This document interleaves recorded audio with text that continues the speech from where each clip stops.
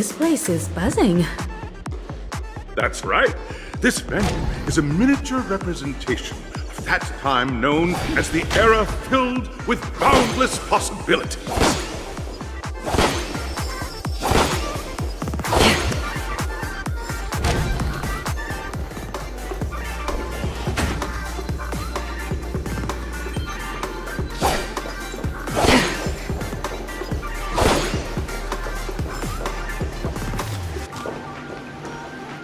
Grab a bottle of Soul Glad and make your dreams a blast.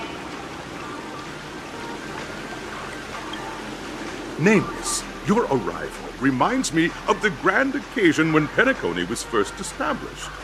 I was still a young, bright-eyed lad back then, lured here by the watchmaker's ads, full of zeal and ready to make my first fortune in life.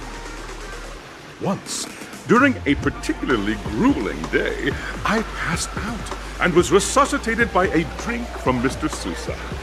That sweet taste has since been etched in my mind, and that was what drove me to create the Soul Glad that we all know and love today. The dream-chasing era was truly a wondrous time. Oh, I miss those days and the watchmaker. Scorched Sand Hall is my homage to that time of boundless possibilities. I wholeheartedly hope you make it to the finish and emerge as the next superstars of Penacony. Now then, is there anything you'd like to say before the competition officially begins?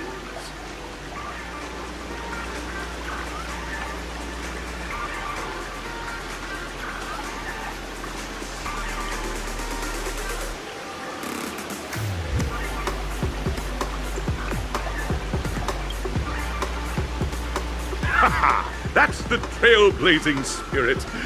How about you, Miss March? Hello, everyone! Next up, get ready for the Mega March 7th Adventure, where I'm going to break the speed run world record! Trailblazing into the uncharted and challenging the limits. That's Miss March 7th for you. How about Miss Firefly? I hope that by the end of this journey, everyone will have achieved the outcome that they hoped for.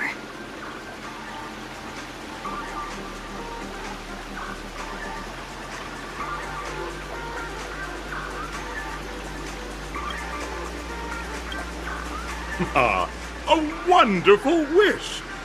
Miss Himiko, what are you expecting from your team? Safety first, everyone.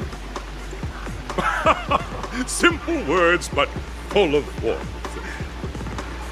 Waiting for you are 3 stages, each connected to that era. The first 2 stages offer 2 distinct paths to choose from, with unique challenges on each route. And in the last stage, you will face off against a champion who has defended the title to this very day. A beloved contender whose noble virtues are unrivaled. Those are the rules. Simple. Everyone clear? Now then, I hereby announce that the 33rd Scorched Sand Festival of the 20th season, sponsored by Soul Glad Enterprises, has started.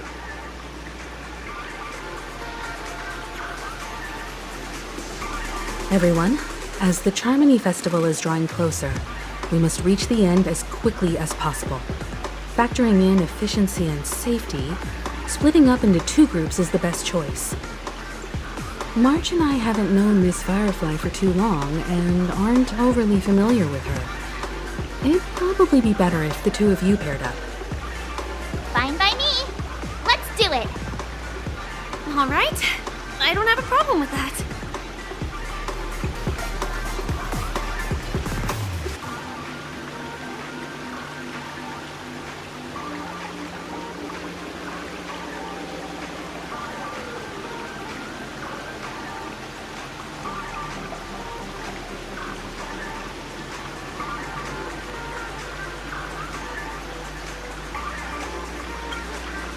We'll split into the assigned groups then. Let's not waste time.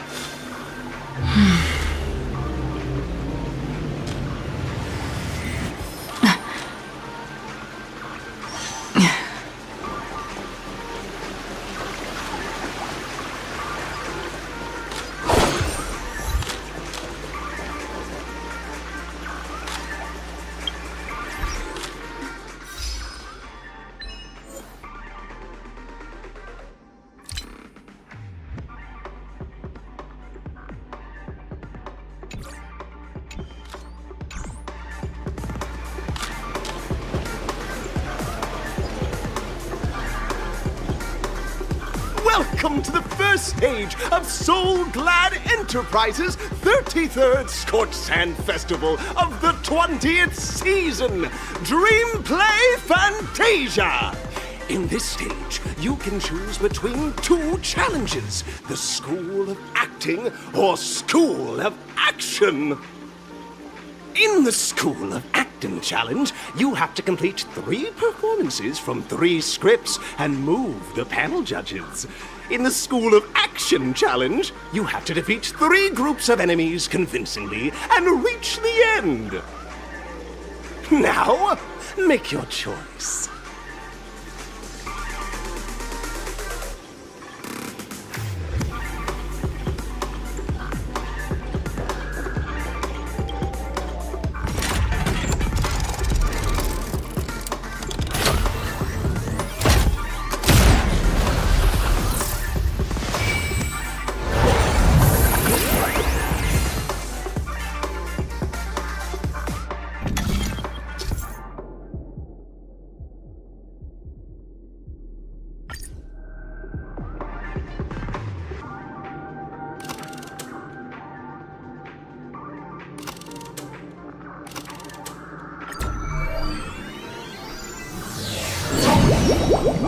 The stage of dreams for those who dare to dream. Welcome to the School of Acting stage. Step onto the stage and move the judges with your heartfelt performance. The next cosmic star of Penacony could be you. Competitors, allow me to introduce the rules of this challenge to you. There are 3 stages up ahead. On each, you will find an outline of a script. These 3 scripts were written by the legendary filmmaker, The Watchmaker, and depict various stories from Penacony's era of pioneering. Your task is to bring those moments to life, find the right words, and act convincingly to make the judges feel the script's intended emotions.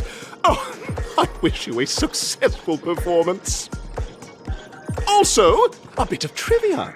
The record score for this stage is held by a participant with fiery red hair. His exceptional performance brought even the strictest judge to tears.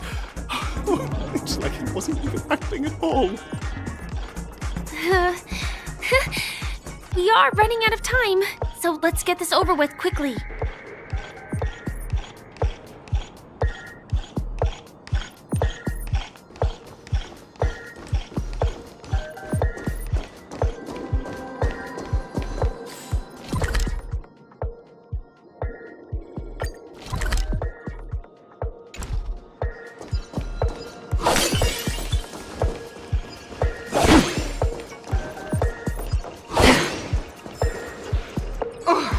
Take a look at this pair! Such star quality! Since you come as a pair, I'll prep a 2-person scene for you! You two, are you ready? Envision that you both, driven by the spirit of exploration, are arriving at the land of dreams that is Penacony for the first time.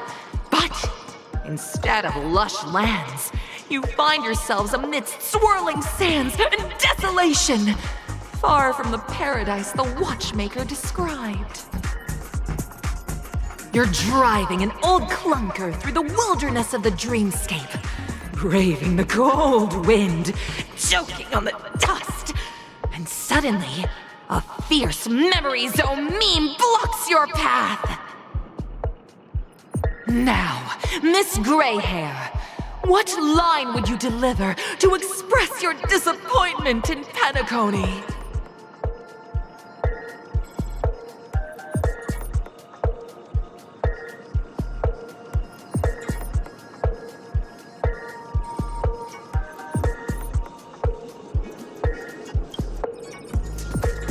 No, that's not right. You're trying to express disappointment. Why do you sound so chipper?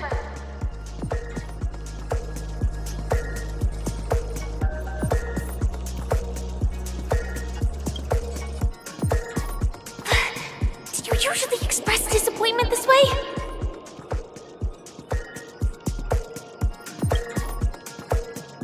Very good!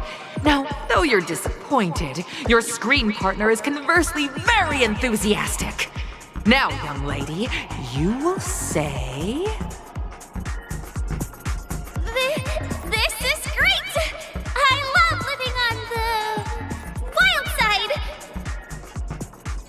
Very good! Very intense!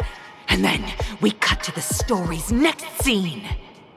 You find a job mending the rails, but the days are long, and your endurance can't keep up, and you finally collapse in the endless expanse of desert!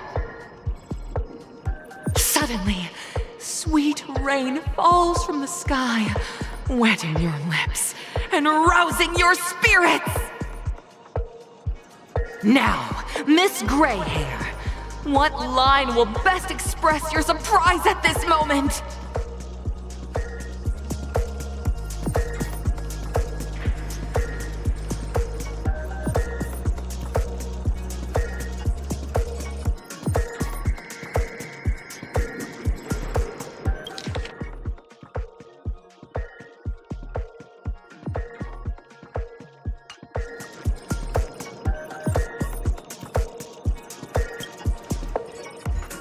That's not right. That line doesn't sound very surprised.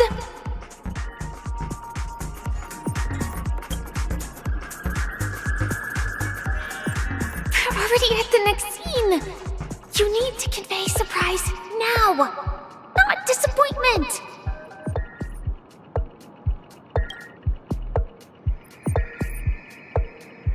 But at this moment, your partner yet gazes into the sky, both her eyes closed. The raindrops fall, blurring her vision, and she tragically says, Perhaps we were never meant to succeed. Right? Fantastic! Both of you have an incredibly solid foundation in dialogue delivery. However, lines aren't everything in a performance. Please continue this story on the second stage. Up next, you'll be challenged with a body language test. I hope these tests won't take too long.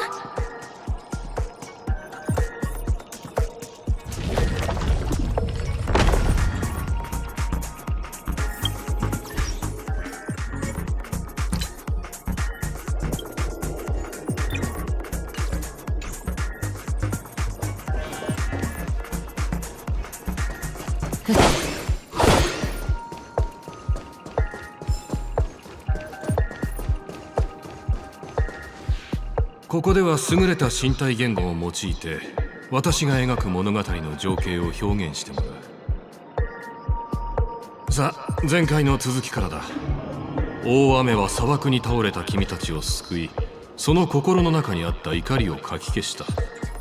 君は闘志を完全に失った隣の仲間を見つめ、彼女を慰めようとする。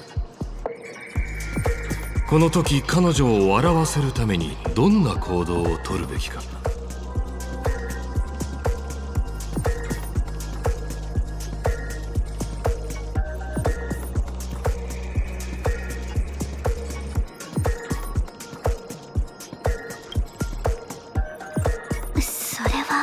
私を笑わせようとしてるんじゃなくて、むしろ置き去りにしようとしてる気が。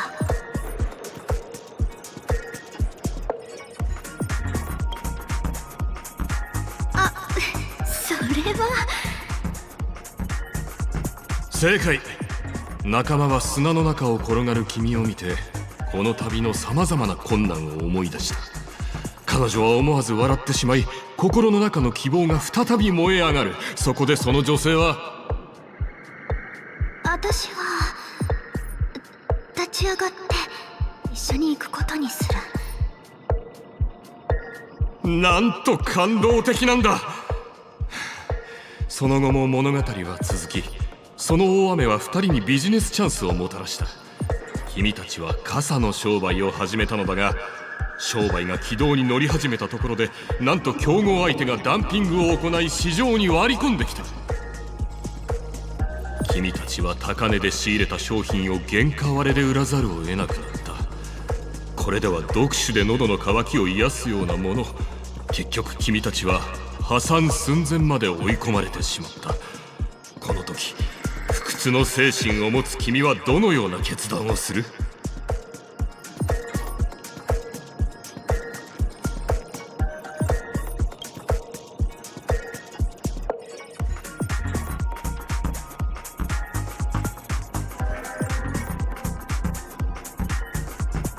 素晴らしい！しかし残念ながら君の仲間は納得していないようだ。借金まみれの君を見た彼女は将来は絶望的だと思った。そして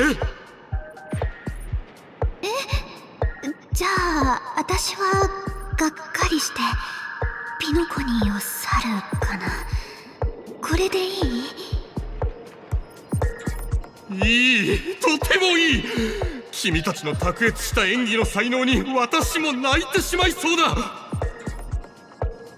だが本当の挑戦はここからだ。君たちはこのオーディション史上最も厳しい審査員を相手にすることになる。さあ、完璧な演技で相手を圧倒するんだ。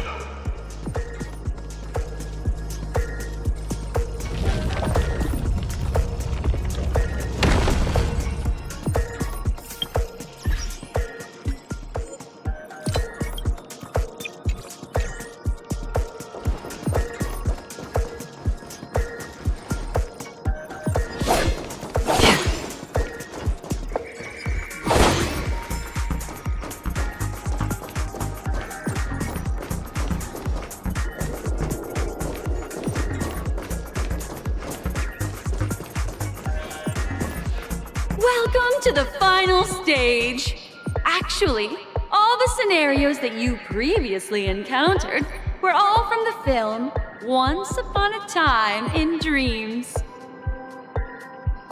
Two companions arrive on Penacony with nothing but a dream.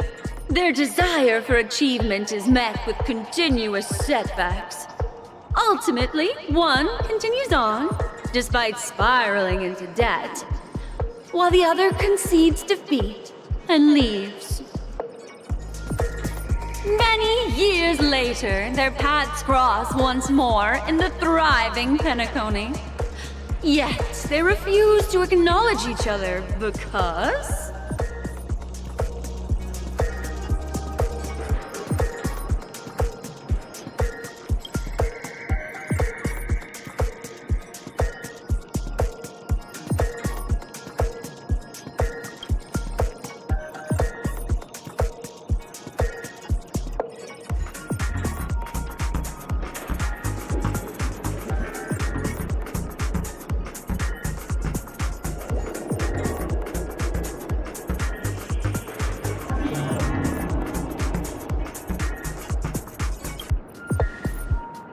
Against the backdrop of a revitalized Penacony, the joy of reunion mixes with the sorrow of past separation, the awkwardness of being strangers, and the shyness of a long-awaited encounter, all converging at this very moment.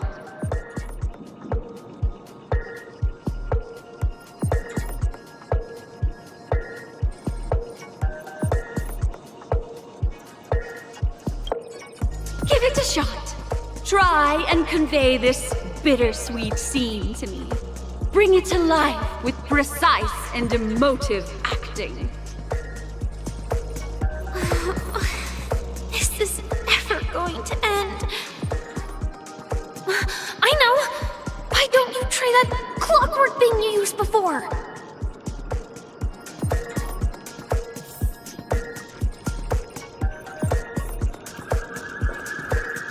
Your performance is far from satisfactory.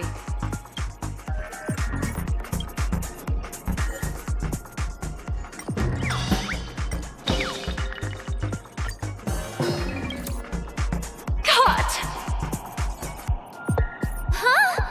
We haven't even done anything!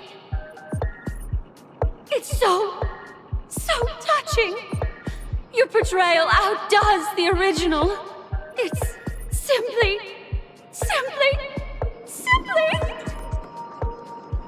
beautiful. We have passed the test. We ought to hurry up. Stellaron is at stake.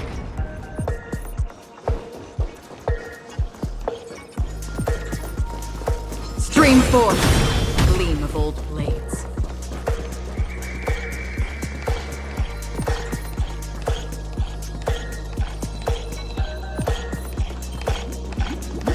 Congrats to both of you for clearing the stage, but more importantly, are you having fun? Fun is more important than success. Look at the time! You finished much faster than that red-haired contestant did. That red-haired contestant. Who is that exactly? You'll find out eventually, but only if you clear the next test first.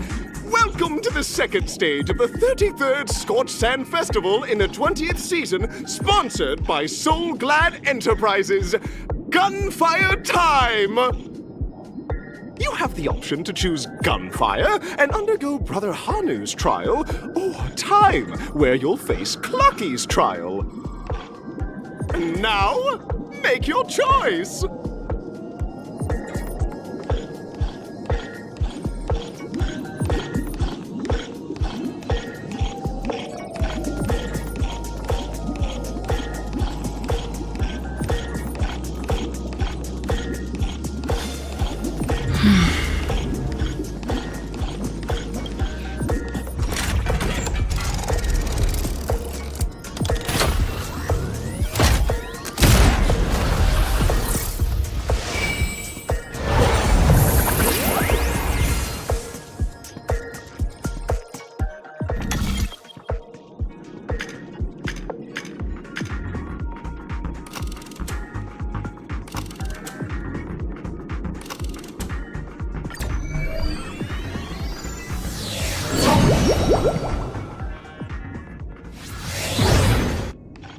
Dear friends, welcome to the enchanting universe created by the Watchmaker.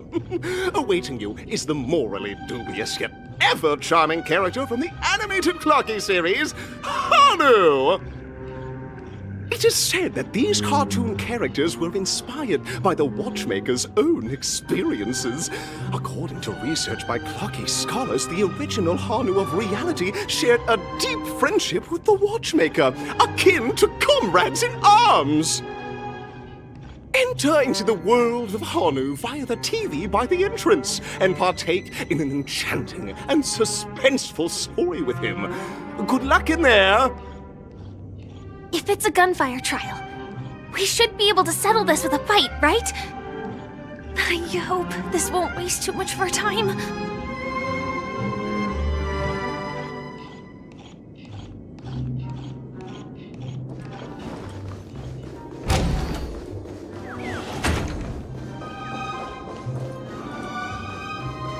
Ready? 1, 2, 3. Are we both in control of this Hanu? Very good! Looks like you've got the hang of it! In this Hanu's Adventure episode, Boss Stone has gathered his battleships for an assault on Dreamville. All Buzzfly, Cousin Wolf, and Bombhead are all raring to go. The brave Hanu must thwart their advance and protect his home.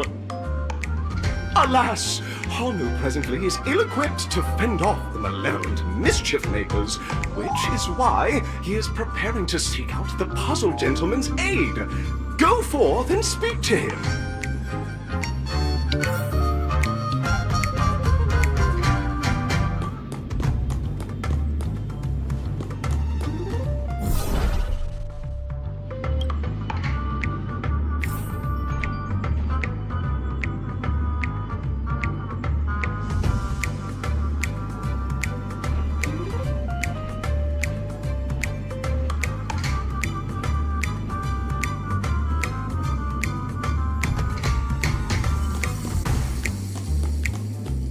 Oh, brave Hanu, you look like you could really use some help. Long time no see, Hanu. You look pretty stressed out. How about an intense and thrilling game of Dream Jigsaw to blow off some steam?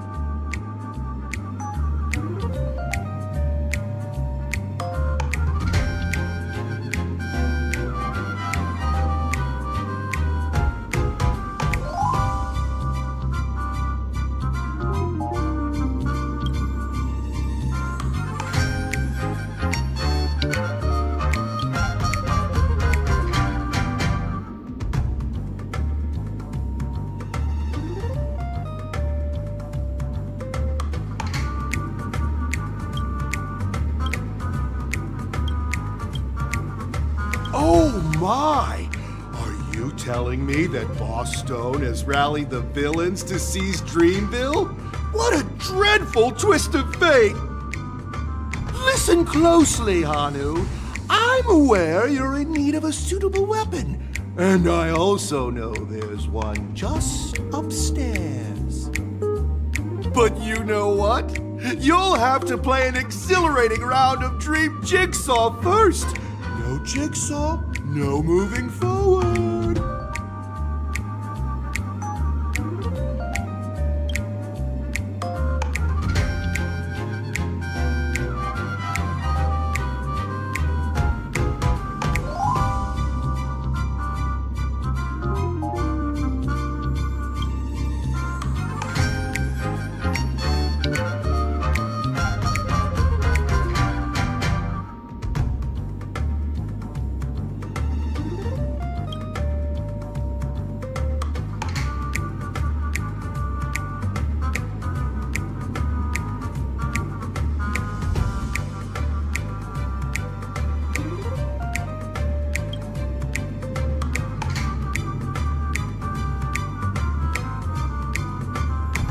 Now scurry along, Hanu, but tread carefully. Two ne'er-do-wells are also eyeing those jigsaw pieces. Either outsmart them with the quick knockout, or ensure they don't catch you in the act. I can't wait to see you finish the Dream Jigsaw. Best of luck, Hanu. Let's stay alert and make sure those monsters don't spot us.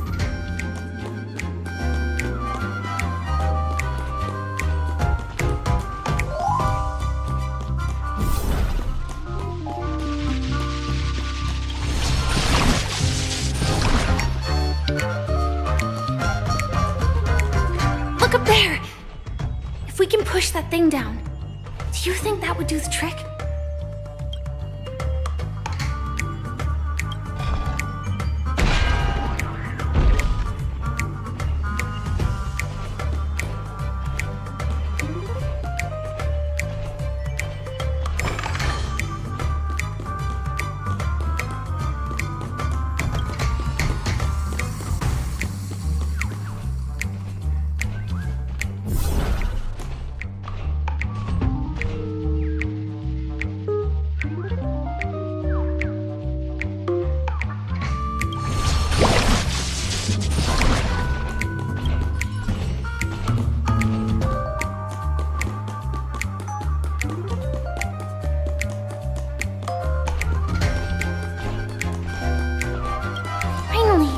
Jigsaw pieces. Let's hurry back.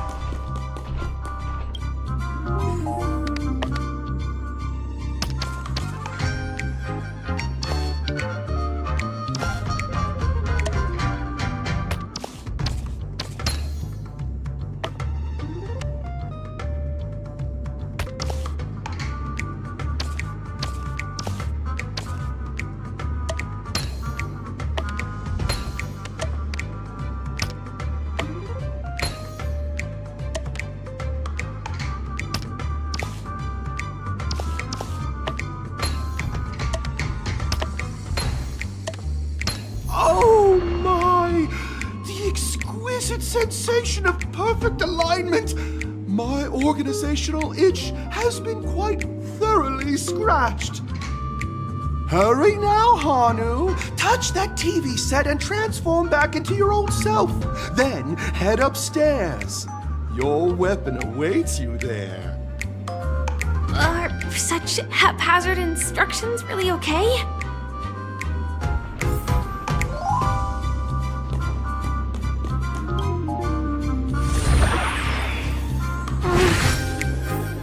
Disconnecting from that thing so suddenly has left me feeling slightly disoriented.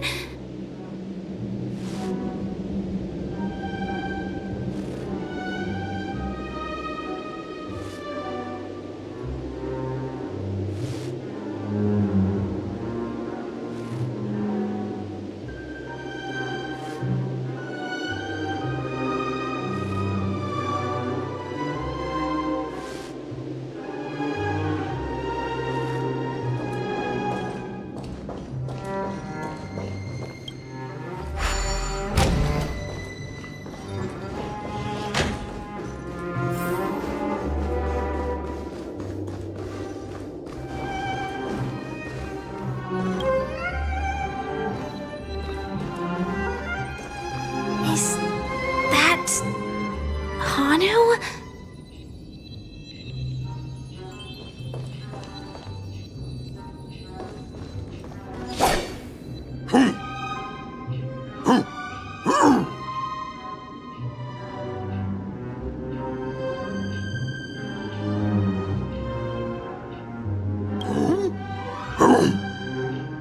What exactly is he talking about? Tick-tock! It's time for me to make an appearance!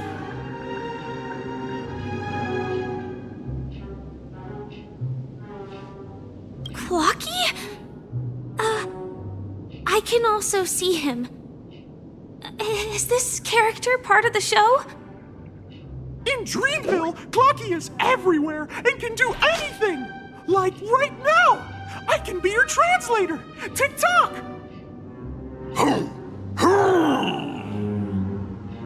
Hanu says, battle! We must do battle!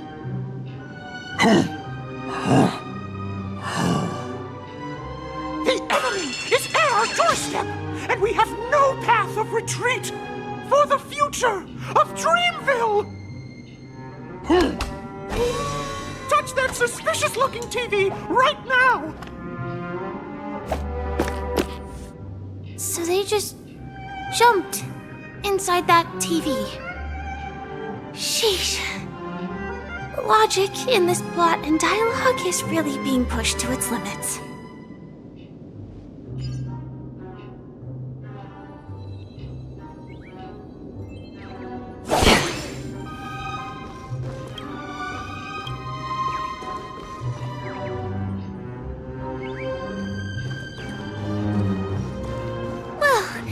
Here we go again.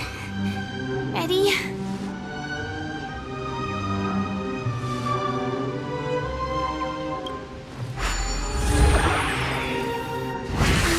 I am gradually getting used to this. Huh. Who knows? I might even be able to perform some high-level moves with Hanu. Oh, did someone say high-level movies just now? That's right, pal. The upcoming script is just exploding with all sorts of high-level shenanigans. Last we saw, Hanu was preparing for battle. Suddenly, he hears heavy footsteps coming from the hallway. The mischief makers have broken into his home. But brave Hanu won't go down without a fight. He instantly sprints for the storage room, ready for a do-or-die showdown against the baddies. But we still don't have any weapons in hand. Guess what? Hanu's favorite bazooka just so happens to be in that storage room. So get a move on. What a coincidentally convenient plot twist. It'd be even more awesome if the organizers allowed me to wear armor.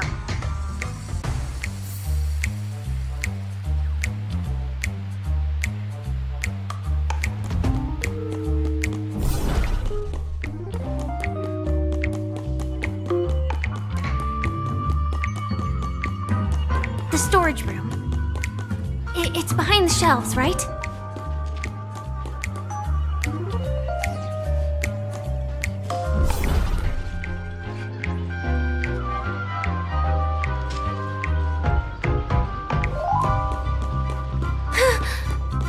He wasn't lying. There's actually a bazooka here.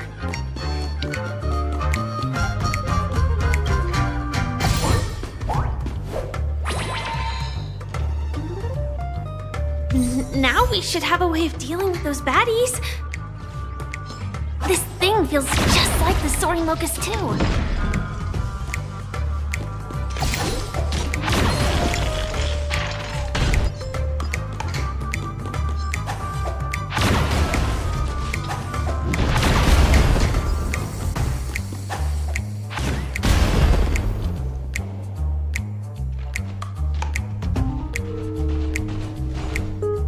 Careful.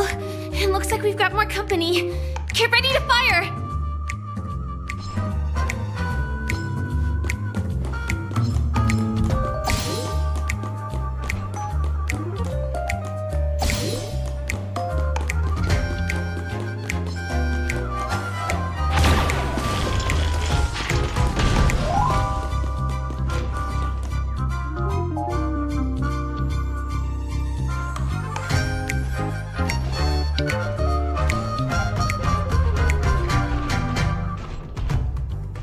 Here we go again.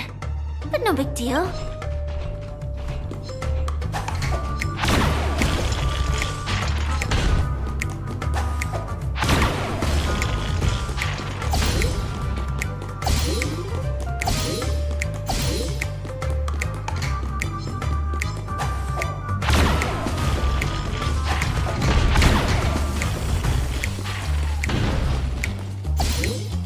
That should be all of them, right? Oh my! Hanyu is on a streak! Everyone! The stage is complete! Quickly! Head through the TV to the next stage!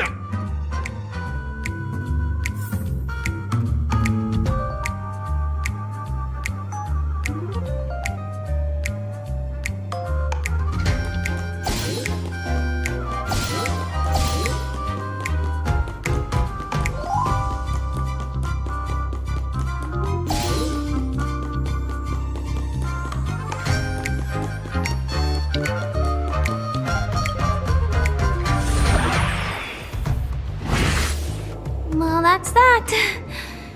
But it is gonna be hard to let go of this bazooka. Never mind. Let's hurry over to the next stage.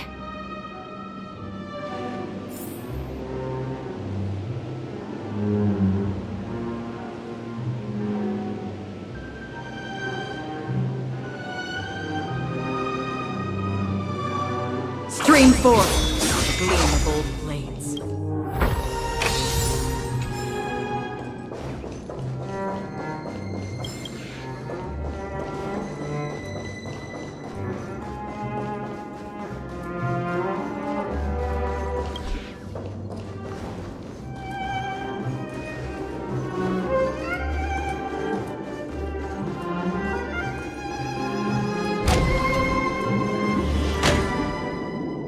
Congratulations to both of you! Oh, you've overcome all obstacles and proven yourselves! But, unfortunately, there is only one who can be Penacony's festive superstar. In the final stage, you will face the defending champion. If you fail, you will lose the opportunity to become the festive superstar. Welcome to the 33rd Scorch Sand Festival's third stage in the 20th season, sponsored by Soul Glad Enterprises, Superstar Showdown!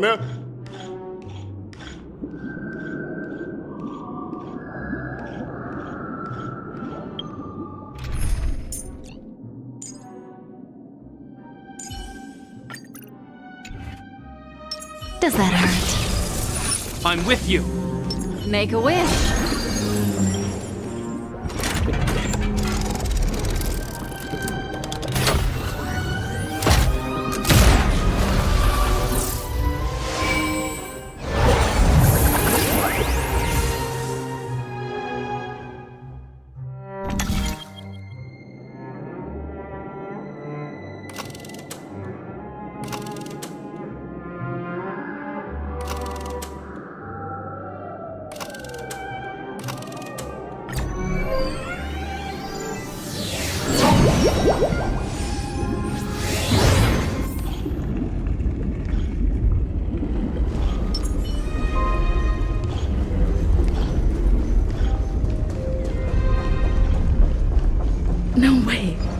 think I just saw someone. Someone extraordinary.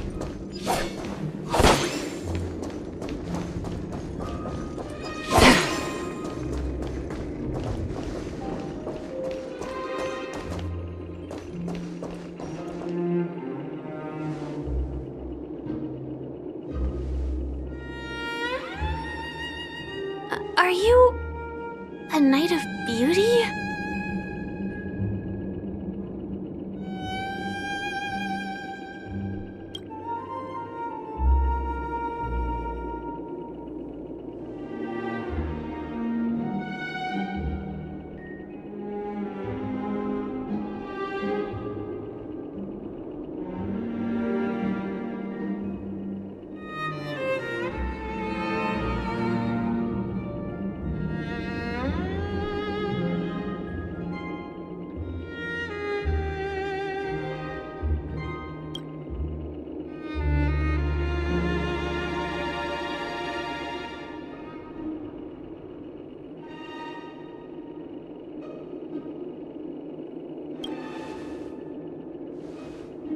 That's right.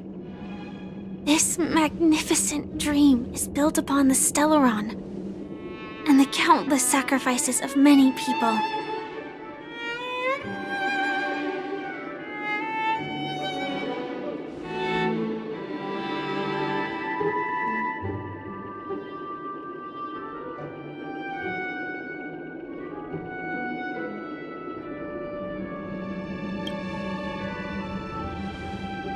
If I'm not wrong, the Knights of Beauty also received an invitation from the Watchmaker, right?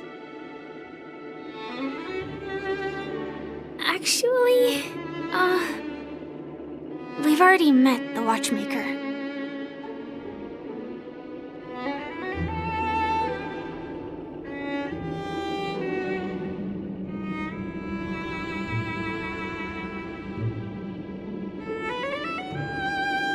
Thank you, Knight of Beauty.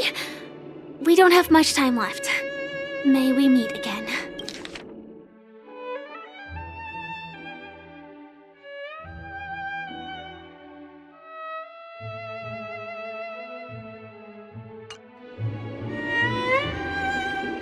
In that case, let's make our way to the end.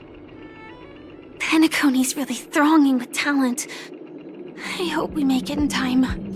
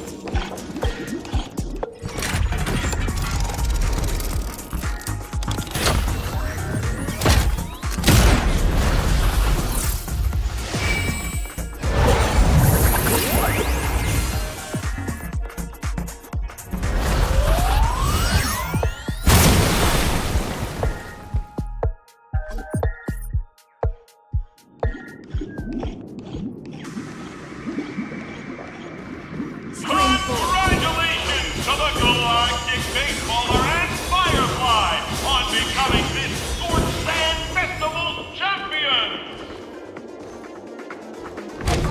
We look forward to their amazing entrance in the Charmony Festival!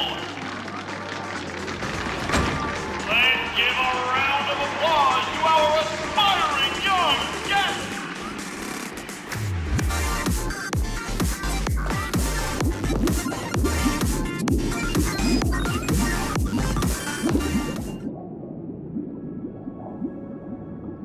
Congratulations to the both of you on becoming the festive superstars of this year's Charmony Festival. Before entering the Grand Theater, I, on behalf of the organizers, extend my sincere congratulations to you, wishing you joy under their radiance.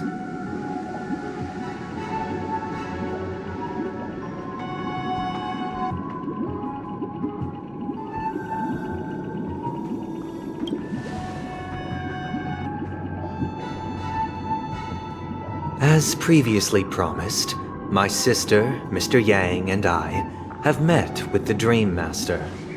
We delved into the truth about Penacony and its Stellaron, and have come to a consensus. Both I and the Oak family cannot acquiesce to your request. Just as expected. We acknowledge the perspective of you, Nameless. Penacony does require change, but not as you propose. The planet of festivities cannot and will not revert to a place characterized by chaos, disorder, or anarchy. Through your journey of overcoming obstacles, you must have glimpsed the essence of that era. The vulnerable ruthlessly eliminated, equality non-existent, common folk living precarious lives, eking out a dreary existence. Ultimately, only heroes like yourselves manage to achieve success. But I would dare ask, if you did not possess the special status of having a Stellaron, and you were but an anonymous and frail member among the masses, which Penacony would you prefer? A dystopia for the survival of the fittest, or a sweet dream paradise for all?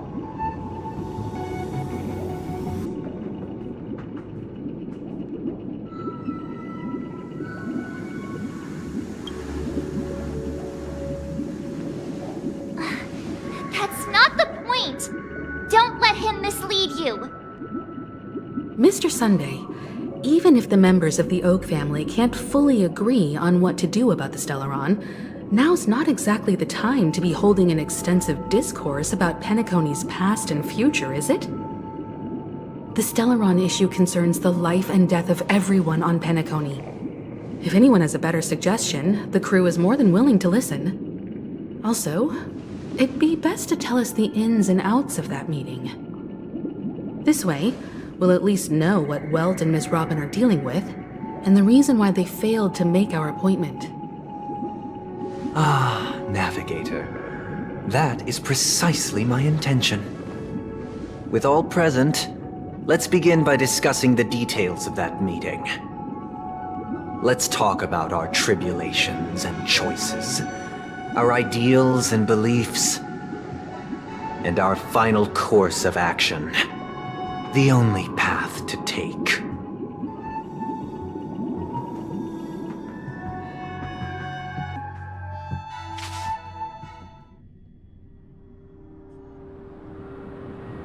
You mean to say that for the longest time, there have been scoundrels who would use the Charmony Festival that I have bequeathed to the masses as a tool to realize their ambition? Indeed, Dream Master. Once the Charmony Festival begins, the Stellaron's powers, along with the song, will be broadcast across the entire planet of Penacony. And then everyone in their dreams will be unable to awaken. This is indeed surprising to me. The dreamscape is maintained by the collective effort of the 5 families. If someone were to use the Charmony Festival to recklessly disseminate the power of the Stellaron, this individual must hold a position of great authority. Do you have any suspects? I'd like to ask, did you really not know of the Stellaron's existence? I would have never thought that this Nameless would point the spear at me. Quite astonishing indeed.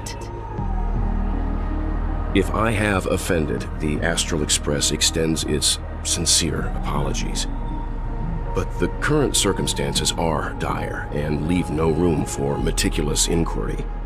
We're doing this out of concern for the Dreamscape's safety. So, if you could, please alleviate our concerns. Dream Master, it's just to prove that the Charmony Festival has nothing to do with the Stellaron. If we're being overly cautious, I will return to the stage to offer tribute in song, just per the arrangement.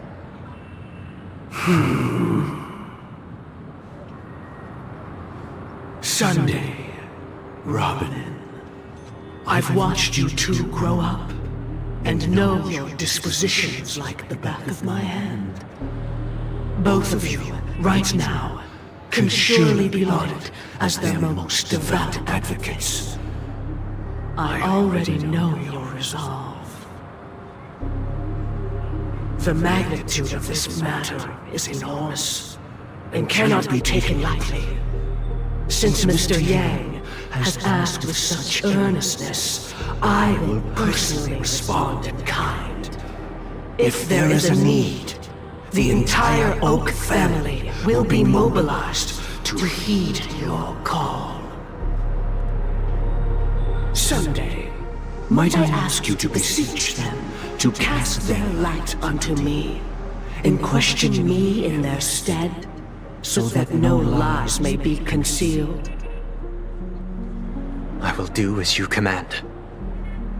Robin, could I entrust you to be present as a witness, to document the truth, and to proclaim my innocence, so that all slander may be utterly dispelled? I will do as you command.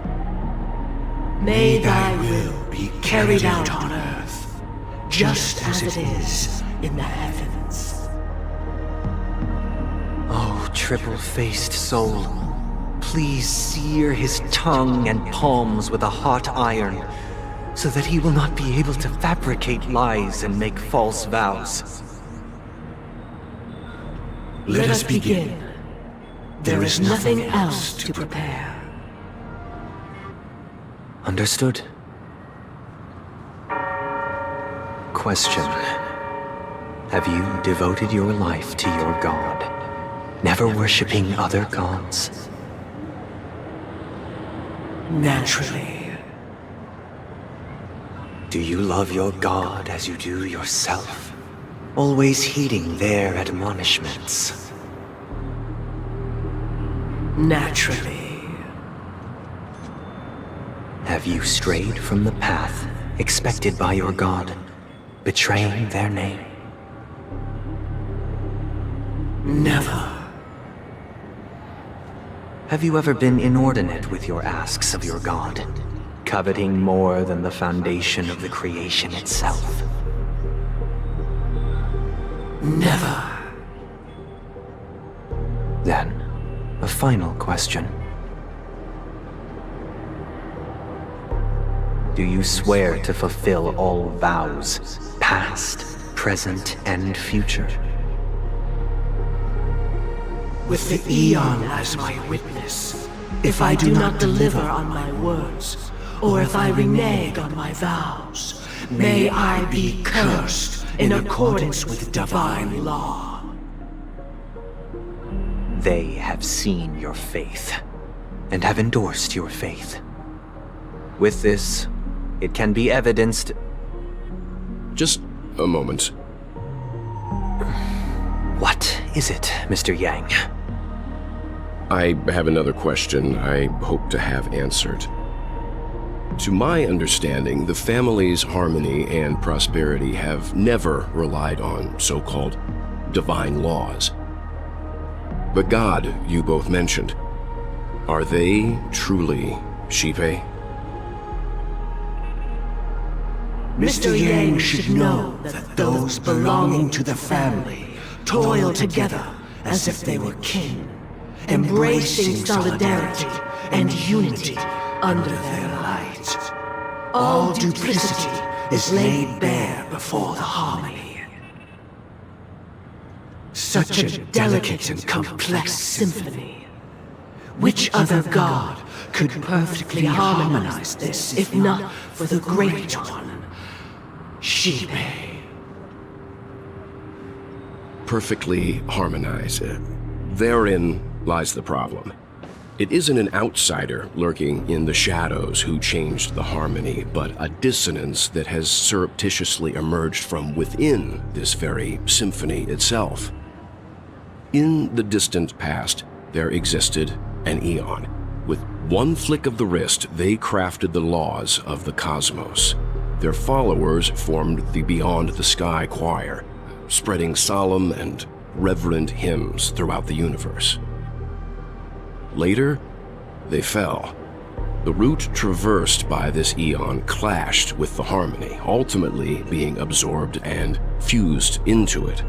The chorus that once reverberated across worlds fell silent, and when it echoed anew, it was transformed into the hymn of harmony.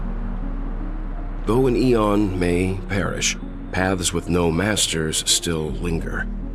In the all-forgiving harmony, echoes of bygone dissonance may subtly arise. Mr. Yang. Being overly astute can be a detriment. Especially when you find yourself alone and without allies. So this is how it is. For the sake of our grand cause, Sunday, please afford these two an opportunity to rest. What?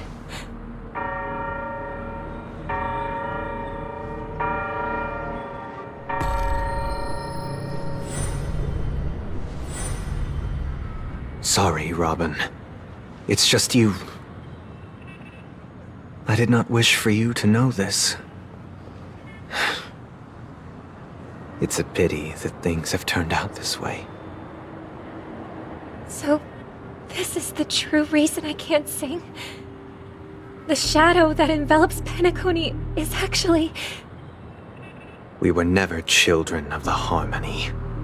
Our ideal paradise could not have been crafted by Xipe.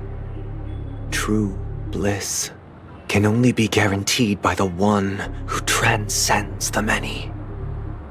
Within the foundation of law, humanity establishes civilization, and through harmony, we obtain order.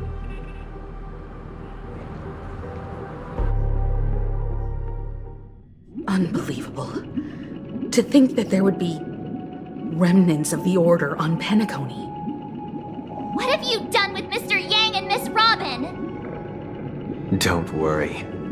I just gave them some time alone to ponder their fates. You should know that these actions make you an enemy of the Astral Express. Should we need to stand against the Nameless, it would only be myself and the Oak family involved. But we haven't reached that point yet, have we? Your efforts for the justice of Penacony are evident to everyone, and have been widely observed.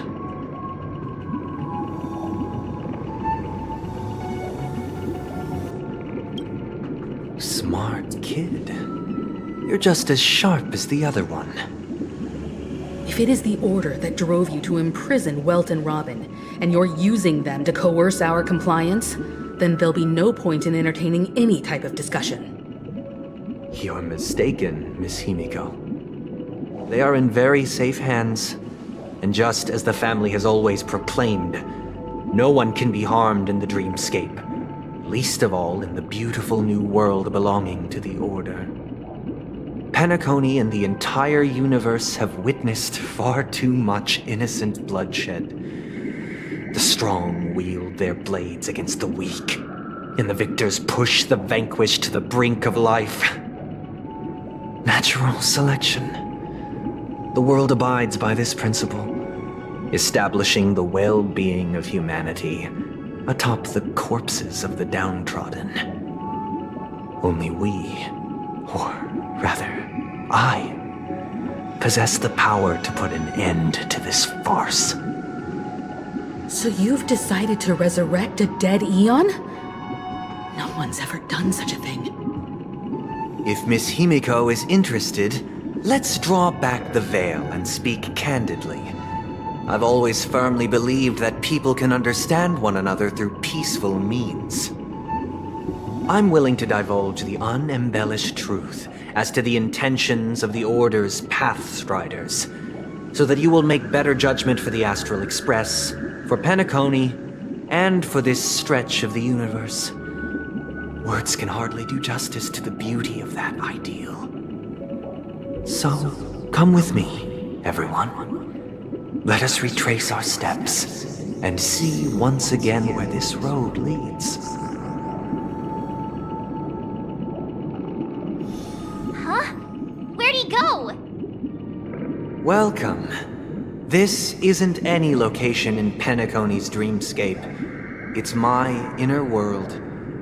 The reason the scenery before you remains unchanged is because your consciousness has drawn on similar concepts to fill in the gaps.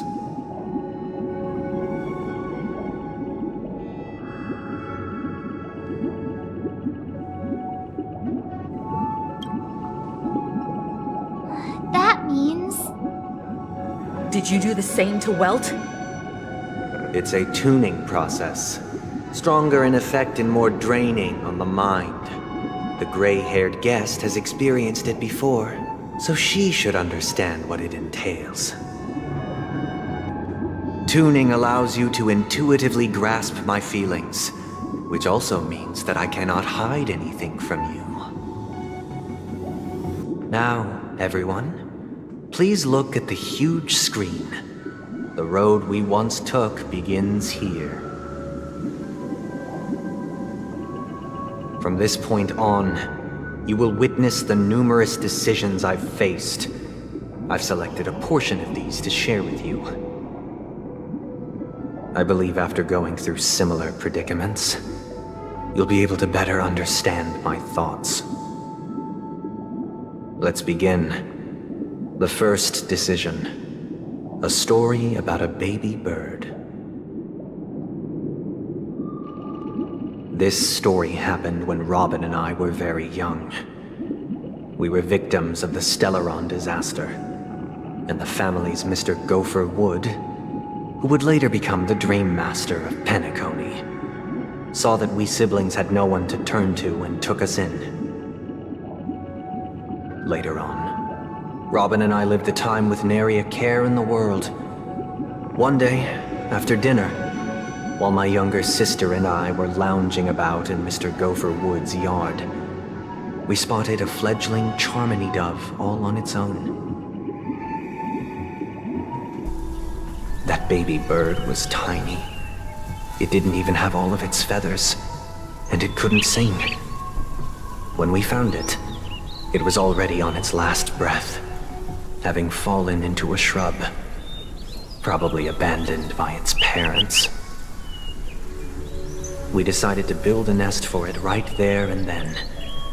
However, thinking back, that winter was unusually cold, with fierce winds at night in the yard, not to mention the many poisonous bugs and wild beasts in the vicinity. It was clear that if we left the fledgling in the yard, it stood no chance of surviving until spring. So, I suggested we take it inside, place it on the shelf by the window, and asked the adults to fashion a cage for it. We decided that when it regained its strength enough to spread its wings, we would release it back into the wild. The tragic part, something that we'd never considered, was that this bird's fate had already been determined long before this moment. Its destiny was determined by our momentary whim. Now, I pass the power of choice to you all. Faced with this situation, what choice would you make? Stick to the original plan and build a nest with soft net where the Charmony dove fell. Or build a cage for it and feed it, giving it the utmost care from within the warmth of a home. I eagerly await your answer.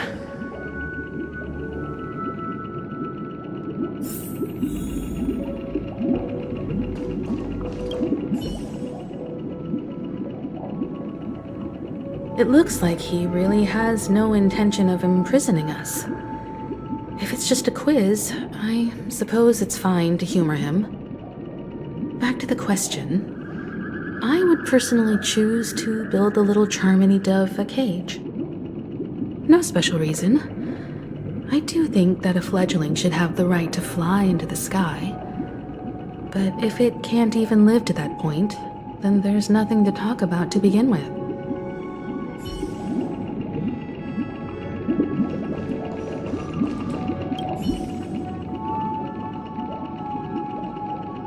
That guy just casually throws this kind of question at us? What exactly is his deal? But fine, I'll answer, I guess. If it were me, I guess I'd choose to build a cage for the little Charmony dove. After all, leaving it there, it's bound to get hurt by wild animals or something. And that'd just be too sad.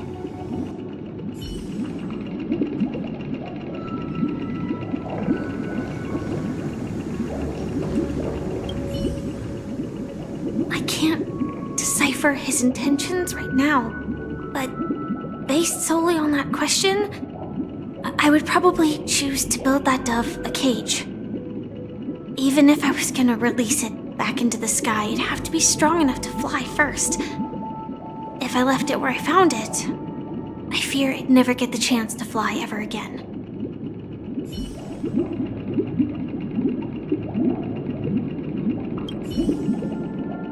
I can't decipher his intentions right now, but based solely on that question, I would probably choose to build that dove a cage. Even if I was gonna release it back into the sky, it'd have to be strong enough to fly first. If I left it where I found it, I fear it'd never get the chance to fly ever again.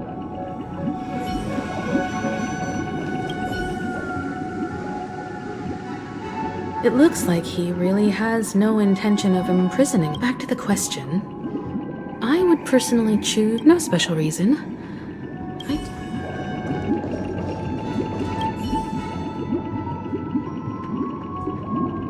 That guy just casually if it were me. After all, leaving it there.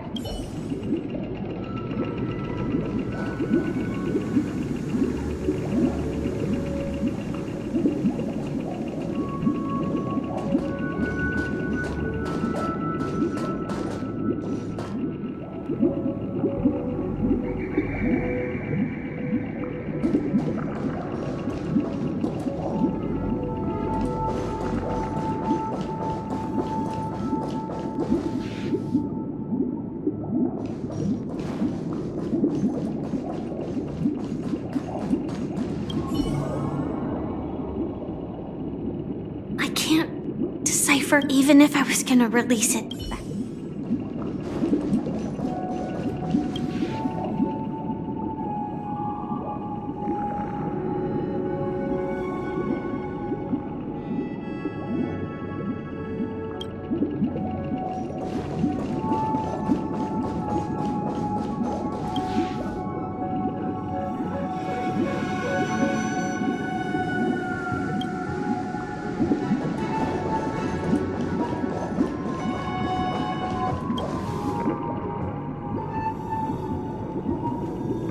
I'm happy to see that you made a choice similar to ours.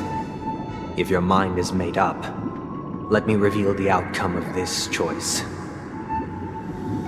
We passionately nursed it back to health, preparing only the best food for it every day. We even preened its feathers. Later, on the day that Robin left Penacony, we opened the cage door and let it fly back into the sky. I watched it for a long while by the window, probably about 3 or so days. In those 3 long days, the little Charmony dove tried again and again to spread its wings to fly into the sky, but fell to the ground, only to keep trying. Finally, on the 137th attempt, it succeeded. But its attempt did not go perfectly. After flying unsteadily for a while, it fell to the ground, unable to grasp the direction of the air currents. The fall shattered its wings. It writhed helplessly in my embrace. But it was all for naught, finally succumbing to a painful demise. And in that instant, our tender care, our given love and hopes, they all became the inevitable push that sent it to its death. I deeply regret the choices we made. Next, let us head to the second decision. This time, it's the story of a dream chaser. This story happened when I was appointed as Bronze Melodia, a position exclusive to the Oak family, charged with listening to the problems and vexations of Dreamscape residents and providing them with the relevant guidance. It was during that period that I had the opportunity to hear voices from all corners of the Dreamscape. Joy, sorrow, arrogance, regret. The complex tapestry of human nature that formed the world. And I was fortunate to catch a glimpse of it. He was a dream chaser and an illegal stowaway. Just like the rest of them, he came to Penacony in search of a better life. Except that, to most people, the price he paid, I suppose you could say it was everything.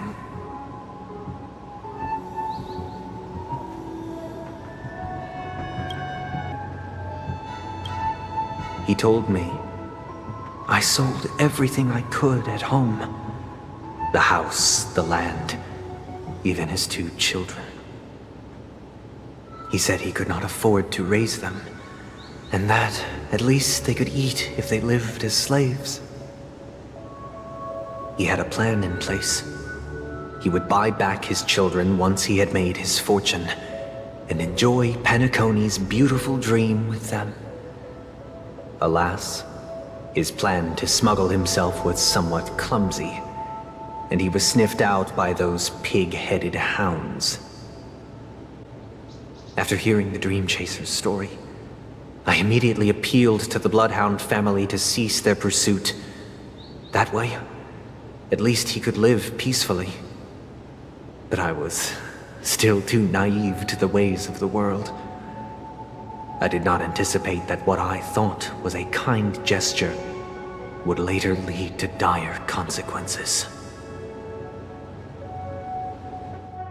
I'll tell you the outcome soon. For now, I'd like you all to make a choice. Will you do as I did, and try to convince the Bloodhound family to stop their pursuit, so that the Dream Chaser may live peacefully and realize his wishes?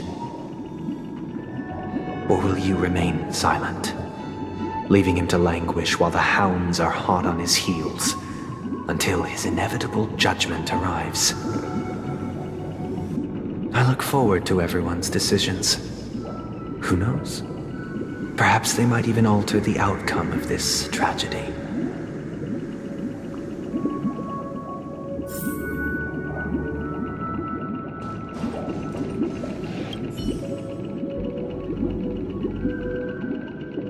It seems illegal stowaways are really quite common on Penacony. But that guy in the story, I don't think he deserves any sympathy at all. He sold his kids to chase a dream. Even if he intended to go back for them, it's still insanely irresponsible. With that that thought, there's only one choice. Let the Bloodhound send him back home. This person deserves to be punished.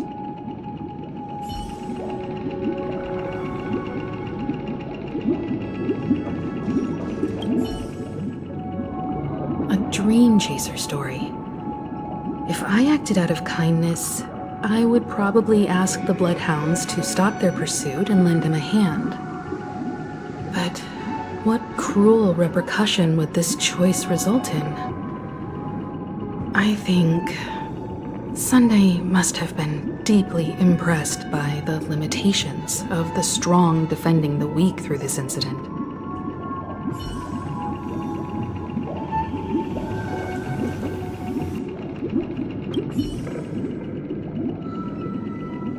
This question... Surely it has some connection to the baby bird story. And this connection is precisely the breakthrough Sunday aims to use to persuade us. I'd probably choose to ask the Bloodhounds to cease their pursuit.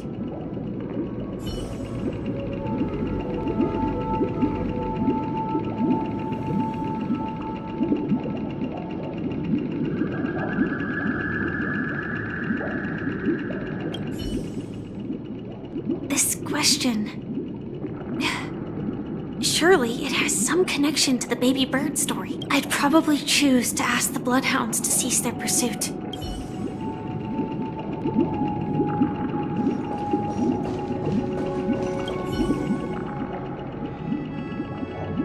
It seems illegal stowaways are really quite common on Penacony.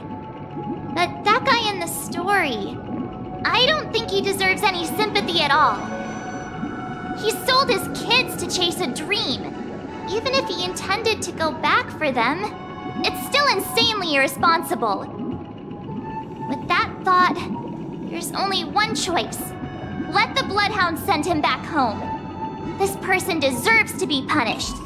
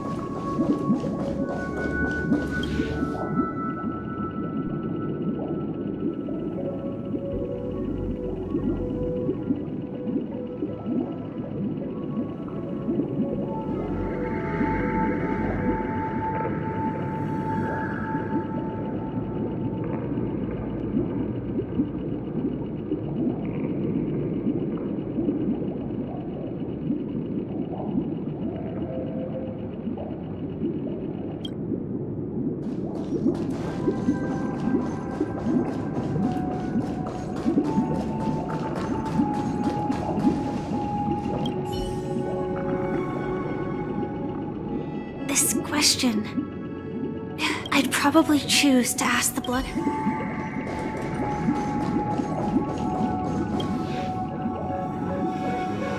I'm honored to witness you arriving at the same decision. Out of respect, I'll share with you the dire consequences that my choice back then brought about.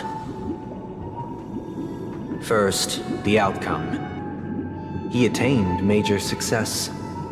After avoiding capture, he ran a business for a few years, very quickly making a name for himself, elevating his status. He might not have become a tycoon like old Audie, but he was considered a character of excellent repute. Now then, did he realize the wish he set out to achieve? No. The last time I saw him was in the real world, where the Hounds were going to permanently exile him, and I was the accompanying Bronze Melodia. The mission was simple. Listen to the criminal's repentance. He told me the reason he was in this predicament was because he conspired to usurp the head of the Alfalfa family. When I asked him about his 2 children, he instead responded with a question. What children? In the end, my heart aligned with the harmony, and the good deed I dared to undertake held no value, turning instead into a wrongdoing. It created a lamentable oppressor, and countless oppressed individuals. As to your choice, I once again offer my heartfelt apologies. Next comes the third and final decision. And the story this time is my own. This story happened the day I was appointed the Oak family head. At that time, Mr. Gopherwood was the current Dream Master, and as per his wish, we had a private conversation. What surprised me was that the Dream Master had only come to deliver a letter to me. He let me read its contents, and it was a letter from my sister.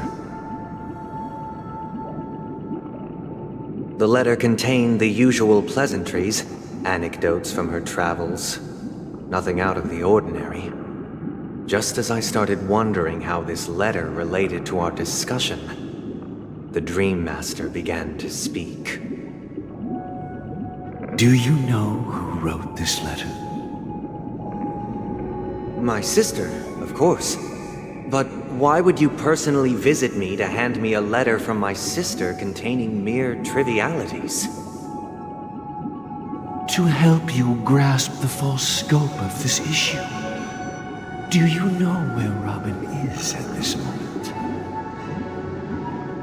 From what the letter indicates, she must be in Caspelina 8, correct? She's touring there right now. Correct. Has she mentioned anything about a stray bullet? A stray bullet? What? A war has broken out on that planet.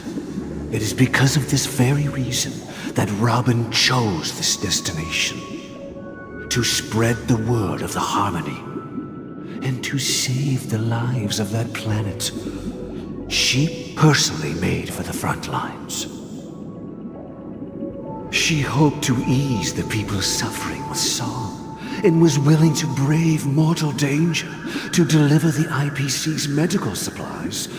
Unfortunately, stray bullets show no such compassion. Is she all right?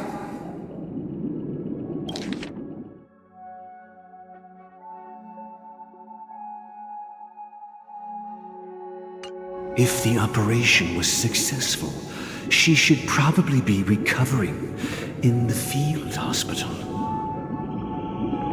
By the eon above, the bullet struck her neck directly, yet possibly as a reward for her consistent deeds of harmony. It didn't hit any vital arteries. Once you've attended to your outstanding tasks, it'd be advisable to write her back as soon as possible. Those damned savages! I'll pack my bags right away. My gratitude for bringing this to my attention, Mr. Gopherwood. Now you understand why she always wears such elaborate neck ornaments, don't you? How could this happen? Miss Robin. It's all in the past, so please don't worry. I share this in the meager hope that you will understand the Harmony's limitations and predicament. As grandiose as the strong defending the weak sounds, many times, it is nothing more than wishful thinking. Likewise, I've prepared one last question, one last choice. But rest assured, this choice will not have any grave consequences. Because this is merely a figment of imagination, a nightmare that has haunted me through countless nights. If you ever had the opportunity to make a choice like I did, would you still support Robin's journey on the path of harmony?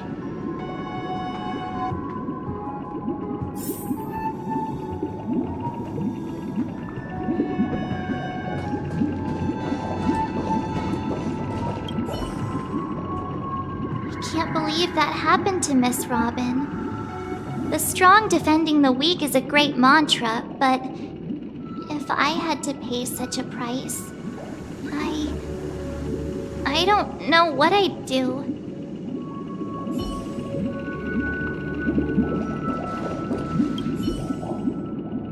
I often feel like I've dreamt of similar scenes on certain nights. In the dream, I see blurry faces.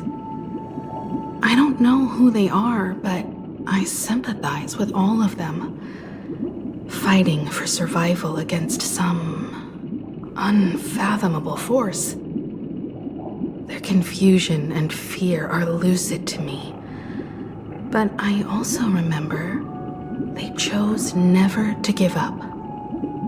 Just like Miss Robin. If Mr. Sunday's question leaves you puzzled, you should find the answer from your own experiences. With each trailblaze, dangers and tribulations will surely follow. But would you ever back away? Would you stop March and Don Hung from reaching their next destination? I believe you have an answer of your own in your heart.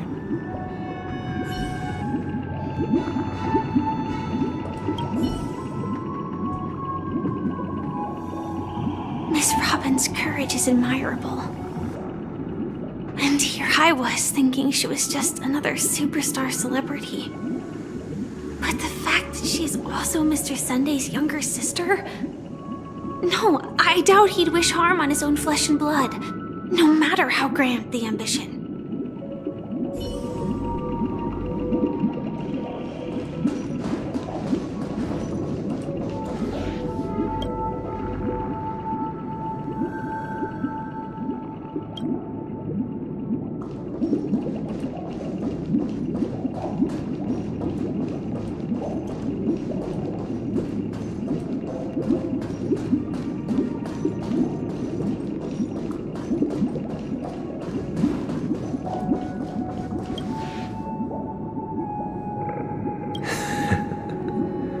I see. I am now aware of everyone's stances. Raising these questions merely serves to illustrate one point. The plight of Penacony cannot be salvaged by the Harmony. The true foundation for a sweet dream paradise can only be established through the Order, where the strong govern the weak. I know the suffering of being tormented, the turmoil of losing your way, how sorrow and even despair set in when matters don't work out. All of this causes me unending pain, because this is not what happiness is at all. We must teach the weak how to live a happy life. And this life isn't some noble propriety that the upper crust preaches, but in definitive terms, a way of survival that belongs to everyone. So what is your definition of living a happy life? Good question. Human consciousness is fundamentally an illusion, a cage known as self-worth. People lured in by this illusion make mistakes, yet still ask that external influences bear the burden. When one mistake after the next permeates the masses, they become impossible to trace. Thus, the amassing of these individual cages culminate to form a prison, a place dictated only by the rule of survival of the fittest. Nature is always accompanied by predation and sacrifice. Its antithesis is known as order. That is what I want to do. Unite people's happiness under the banner of order. They won't need to make bitter choices any longer, nor face the weaknesses of humanity. They can cast aside their primal instincts to build a haven for mankind. Simply describing thoughts is far too abstract, so allow me to provide a simple example. As you all may know, there are societal norms like weekends and long weekends that exist on some worlds. During these hard-earned rest days, people are given the chance to extricate themselves from the stresses of everyday life, allowing a certain tranquility to return to their souls. And it is only on these days that people do not have to adhere to the law where the strong prey on the weak. They can live out their lives happily during these brief intermissions. It's just a pity that 2 or 3 days are still too fleeting compared to the span of a lifetime. From where I stand, society's ideal system should be 7 rest days. Following Sunday, there should ensue a second, a third, and indeed an infinite procession of Sundays. This should be the face of the new world. Idyllic, eternal, peaceful days. And thus, every person can return to their base selves in this utopia.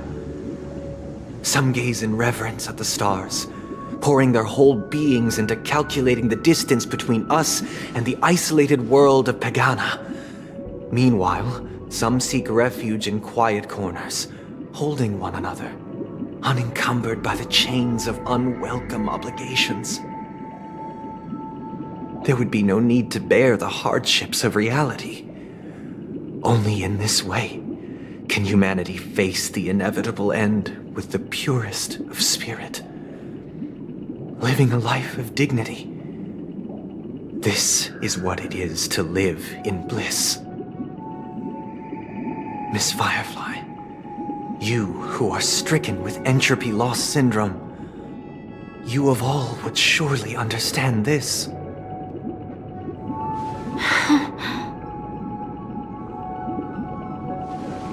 It sounds like a flawless theory.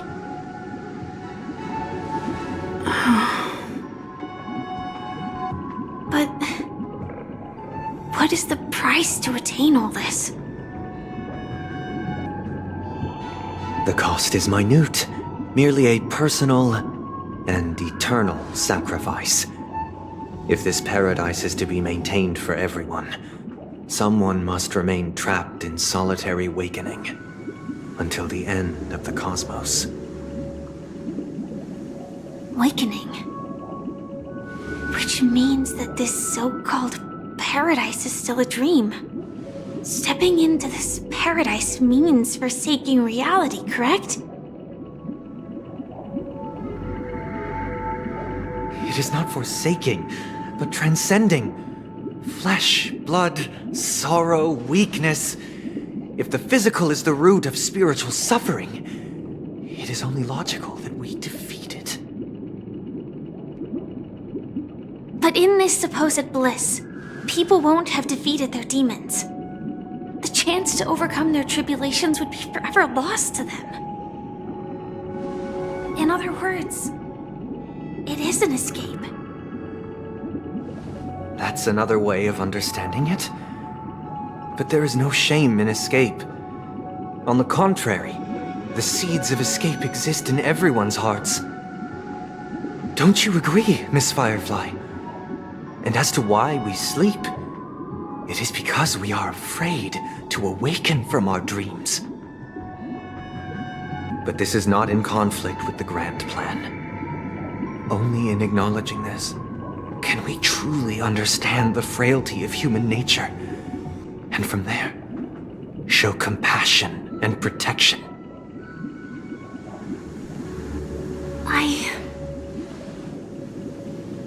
I admit that you are a born leader. Your perspective on humanity brims with pessimism. Yet you express compassion for all, even when your heart pities them. But unlike you, I live for the self.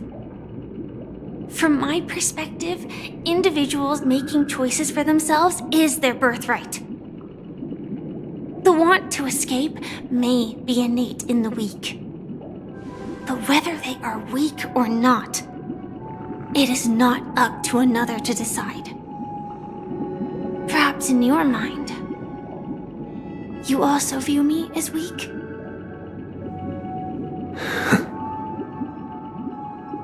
Because I don't think so.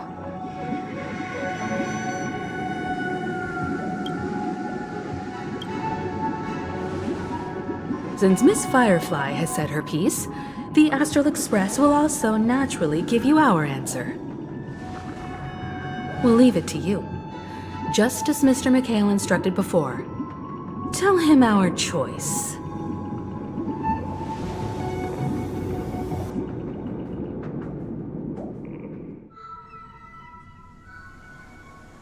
What is this place? Does this place ring any bells, Misha? I don't know, but I feel a sense of deja vu. What is this place? It's the realm within a dream bubble. This was left to the Astral Express by a nameless, but weirdly, when we entered it, it was completely empty. Dr. Edward from the Dreamscape sales store told me that dreams are formed from memories, and a dream bubble can't take shape if its core is empty. So I thought you might be able to help us in unraveling this mystery, Misha. As a hotel doorman, you know Penacony best among us. I don't know much about dream bubbles, but if you want to figure out what this mansion is, I'll do my best. I'm counting on you then. Himeko, I still don't get it. Why were you so sure that Misha had a connection with this dream bubble? I wasn't sure. It was just a hunch. But since Misha feels familiar with this place, my hunch might be correct.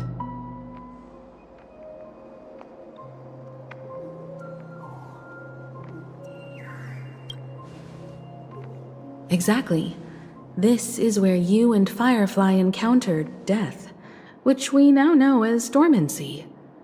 Considering its connection to Dreamflux Reef, it's not surprising it appeared here. The question now is, who brought you here? Based on the clues we have so far, it's unlikely to be that masked fool, so identifying them is crucial to us. We're drawing closer to the truth once more.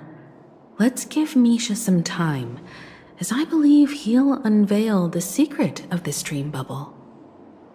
Alright, but there are doors all over the place. Which one should we choose? Do you have any idea, Misha? I guess...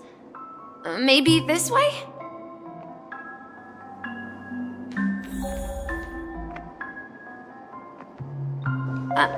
I'm not entirely sure, but... let's give it a try. Wait, you managed to choose the right door on your first try? Weird. This place is quite different from the hotel. But I feel like I've been here before, and even lived here for a while. If I remember correctly, there should be a fireplace down that hallway. Clocky and I used to sit by the fire, listening to the crackling of firewood. And the room on the other side was the toy room. I loved spreading out all the toys from the box on the floor and making up stories for each of them. Hold on. This doesn't make sense. Didn't I grow up in Dreamflux Reef? So, what is this place? This could be a case of amnesia. But don't worry, Misha. It's common for everyone to forget certain aspects of the past. Those memories haven't vanished. They're just lying in the depths of your mind. We can surely get them back. Since this place seems familiar to you, why don't we explore a few more rooms and see if you can recall anything more? Yeah, then let's check out the rooms I just mentioned.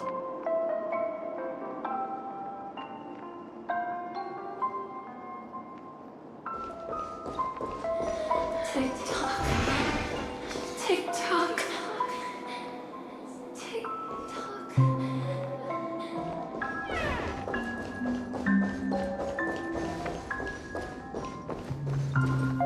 Mikhail, that's the name. Now we all know him as the Watchmaker. So, who is he talking to? Do you know anything about it, Misha? I'm sorry, I don't know much about the Watchmaker. But, Mikhail... Anything special about that name? Mikhail is Grandpa's name. Grandpa? Do you mean you're the Watchmaker's grandson? But we haven't heard anything about the Watchmaker having descendants. And the name Mikhail is not rare. Perhaps it's merely a coincidence. Could you tell us more about your grandpa, Mikhail? Yeah, sure. He was a seafarer who fearlessly ventured into mysterious seas and storms. He was always on the sea and had lots of friends who accompanied him on his travels. He didn't want me to call him Grandpa because that would make him sound old. He believed he was still young. The name Mikhail was given to him by his parents, Mihaly and Elise, both renowned seafarers. Every time he came back, he'd share his logbook with me and tell me about his adventures at sea. I want to become a great adventurer, just like him. It appears that the Seafarer has nothing to do with the Watchmaker. So, perhaps it's just a coincidence? So, where is your grandpa now?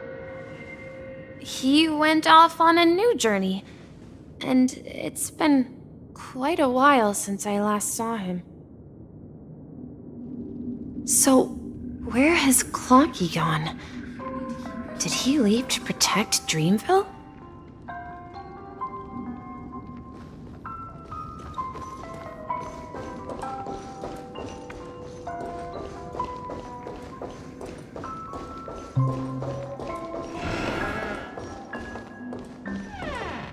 I heard some noises from the room. Origami Bird? That's a friend of mine.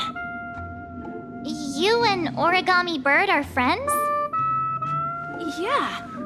It's a member of the Compass crew, just like Clocky and Miss Mirror. And there's more than just one Origami Bird. They are a big family with lots of brothers and sisters who look the same. They follow Miss Mirror's orders and handle all sorts of jobs on the ship. They're the best sailors. Sailors? Can Origami Birds be sailors? Could you tell us more about the Compass, Misha? The Compass is a ship bound for the New World. Clocky and his partners travel through layers of fog to the depths of the sea. Whenever there is danger, Clocky will use a compass and guide the ship in the right direction. That's a great story.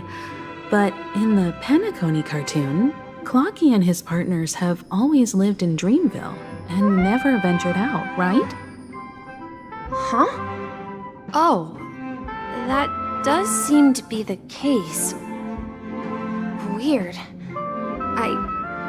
I clearly remember Clocky arrived in the New World in the end. Perhaps Clocky has a hidden past. I think I hear the sound of water. You once mentioned there's a magnificent fountain up ahead.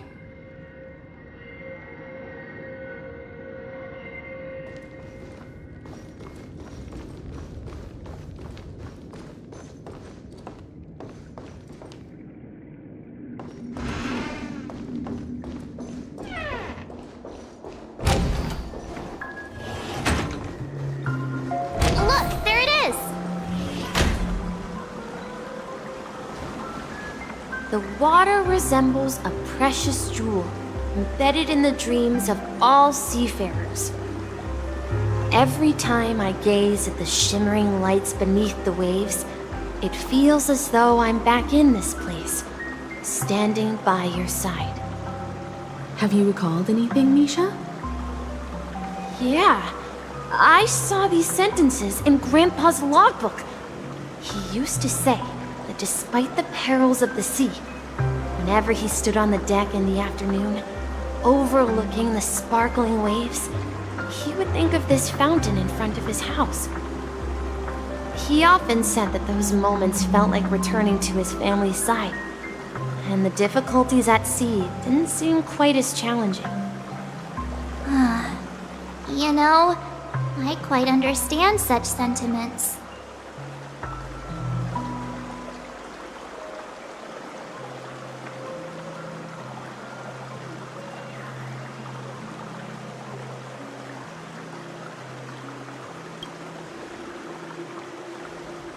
Hey, don't tease! I was just being a bit sentimental. Perhaps every adventurer far from home carries a fountain within their soul. Even though the other side of the sea remains shrouded in the unknown, the fountain in front of his house serves as a compass, leading him back to his cherished ones. Yeah, while Grandpa was at home, we would stand by the fountain and place the compass, a toy boat that I made, into the pool. Back then, I would ask him when I could go on adventures like him, and he would always laugh and say I was still too young. It seems this Mikhail is truly a seafarer and has nothing to do with the watchmaker. Yeah, based on Misha's recollections, the scenes in the dream bubble appear to be his childhood memories. But this raises more questions. According to Misha, he was clearly born on an oceanic planet and led an ordinary life, with no connection to Penacony at all. Could this be some sort of metaphor? Perhaps the sea refers to the memory zone. I'm sorry. I don't know, but my memories keep pouring out uncontrollably, like water flowing from a fountain. Perhaps I'll remember more things if we go further. Share your burden.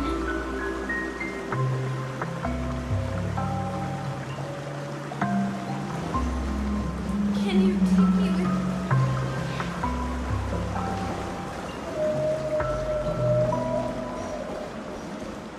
We're going to the opposite side, right? No, we should turn left here.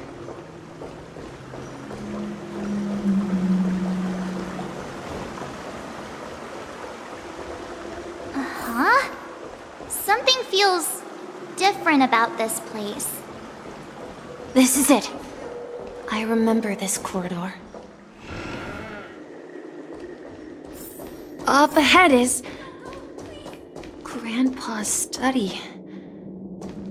It was in that room that I saw him the last time. We've arrived across the ocean. What is our destination?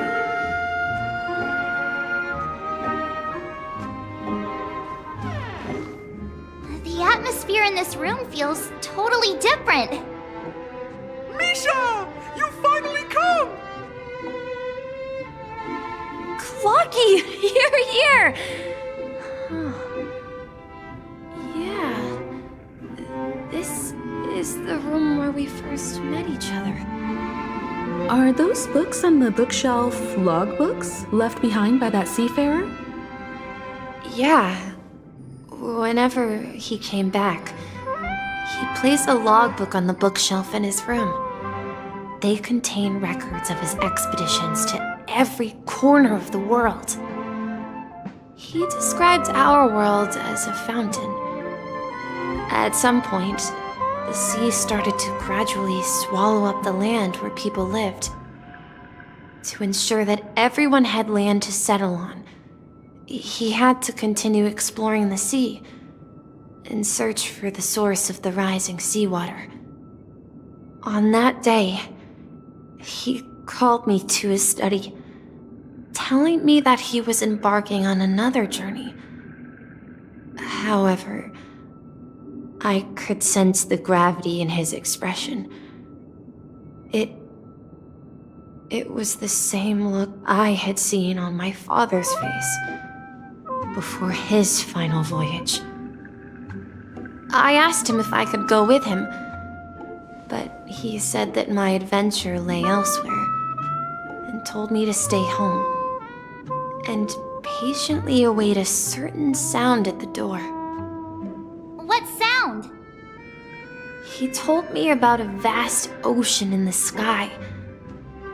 An ocean of stars. He spoke of a train that transports children with a desire to venture far away, traversing the sea of stars without ever stopping. He said that he knew the crew on the train, and that he had asked them to take me along. He said the journey I had always dreamed of would start there. A train? Could it be? It's the Astral Express. I remember now. Grandpa's friends are a group of nameless who came to this world to resolve a disaster caused by a star. Then, he gave his pocket watch to me. It was his cherished treasure, appearing in every one of his adventure tales. He explained that difficult times were ahead, but assured me that the watch would guide me. He said, as long as I kept moving forward, I'd eventually reach my desired destination.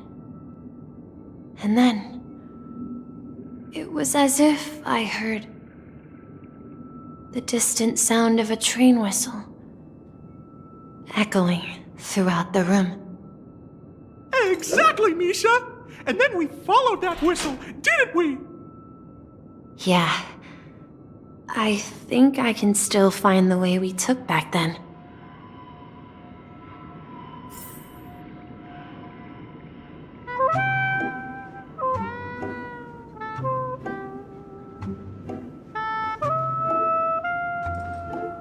This is the dream jigsaw, right? So we're supposed to find the exit. But where can we find the last piece? Do you remember? You said you obtained a mysterious shard when you stumbled into this place. Hey, the shape seems to match. So this shard is also connected to Misha? Looks like we're just one step from revealing the truth. Let's get to the other side and investigate.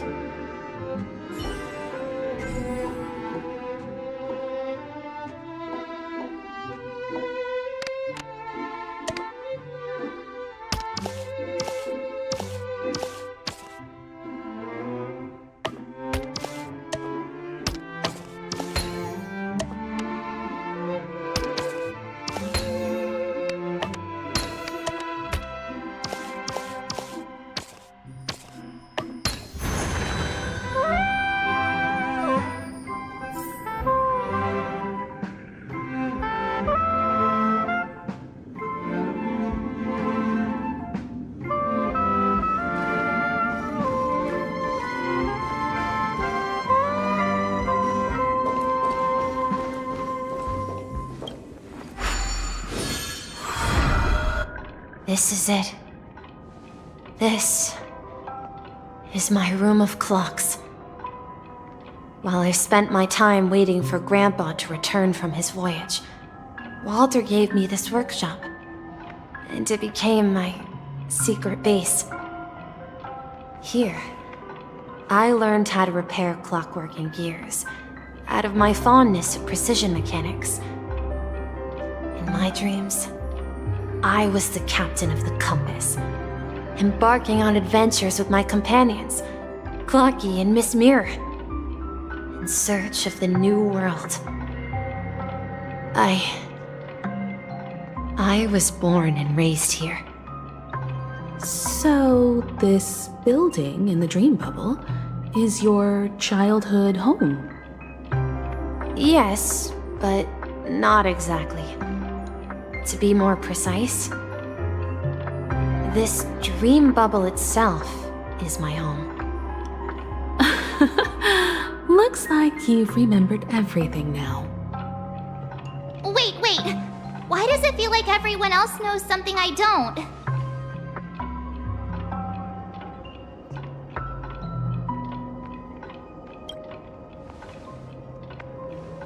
March, do you remember when she mentioned a clocky that only she could see? Yeah, the little guy here, right? But we all saw him in Dreamflux Reef, right? And Mr. Yang even greeted him. Looks like everyone on the Astral Express has a childlike spirit. The answer lies in the Astral Express. Her experience shows that neither Firefly nor Acheron can see this clocky. And when we were in Dreamflux Reef, you may have noticed that for some reason, nobody outside of the crew had ever talked with Clocky.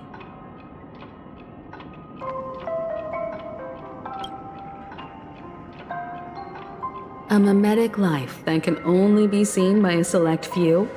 It's just like a hidden message left by someone for the nameless. But Misha can see Clocky too, right? They even grew up together. But Misha hasn't started the way of the Trailblaze yet. That's the key to the mystery, March. Now take a moment to recall. Have you ever seen anyone outside of the crew interact with Misha? Wait. No way! That's the answer, March 7th. This dream bubble is the place where I was born. And I'm a dweller in this dream. Just like a Memory Zone meme. I should have stayed here and waited for you. But when reality and memories merged, I unconsciously pushed open that door and left the bubble with Clocky. So it's not that the Watchmaker's dream bubble is empty, but rather the stuff inside ran away? And the whistle you heard was the sound of the Express arriving at Penacony? That's one way to see it, but I believe there's a longer story behind all this. It's best for Misha himself to explain all the details. How about we start with your name? Now, should we call you Misha, or...? Thank you all for helping me rediscover my true self. Now, please allow me to reintroduce myself. I was born on Lushaka, in the Presmere system, adopted by seafarers Mikhail and Char.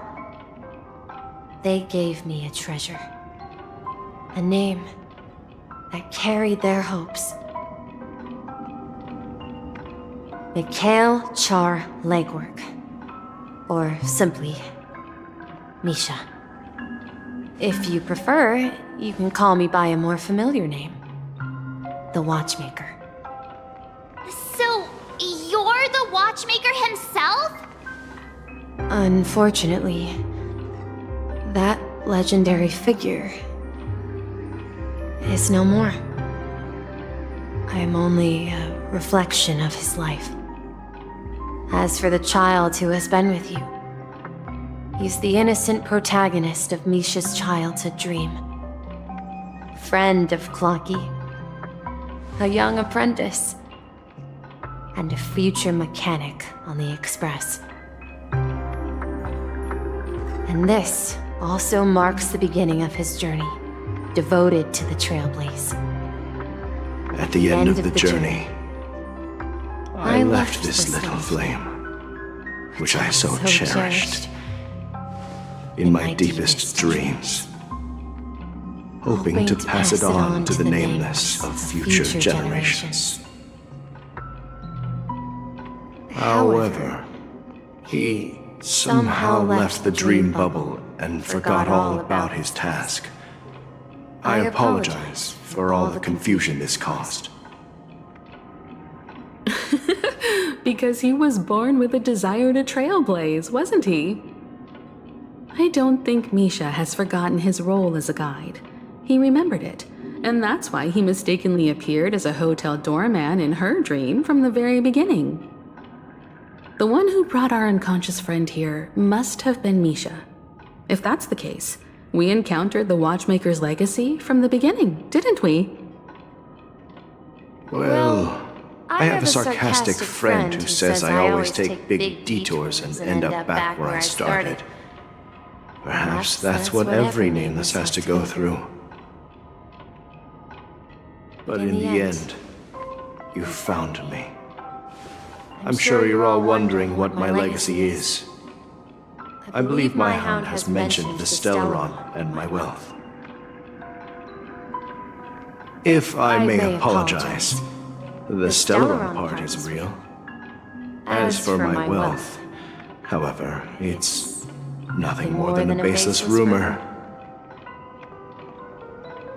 I left my homeland as a child and embarked on the journey of Trailblaze. I traveled to various planets until finally reaching Asdana, where my friends and I built the original Penacony and fought for its future ever since. I've been moving forward all my life, doing what I could to overcome the obstacles in my path. But ultimately, my journey reached its end, and I left behind no possessions worth entrusting. So, if you ask what's left within this worn-out train engine that can be called a legacy, I suppose it's the things that are still burning in the engine's furnace. Now that you're well aware of the current situation of Penacony, I certainly hope that you'll help me get this world back on track. But I'll leave that decision to you, for the path of Trailblaze is never paved by others. All I have for you is a story and two gifts. I want to give you my pocket watch. It has accompanied me throughout my long journey, guiding that naive child forward, and has been blessed with the presence of so many great people up to this day. And my hat, too. The one who navigated for me placed it on my head and planted a fanciful thought in my mind. The trailblazing expedition will never end. Now, it's time for you to make your choice. Once you've made up your mind, open that door and enter the long dream of an old man. I'll be waiting for you at the end of this corridor of time. All right, everyone, let's make a decision. Although I don't think anyone will have any objections.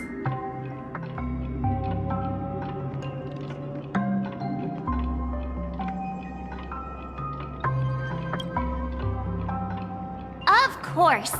We've come this far. Surely there's no other option than moving forward.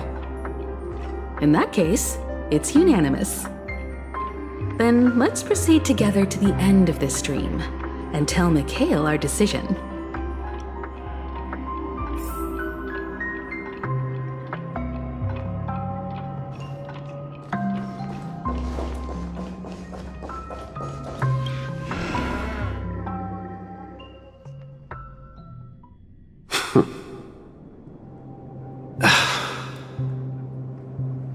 Mikhail, where are you going?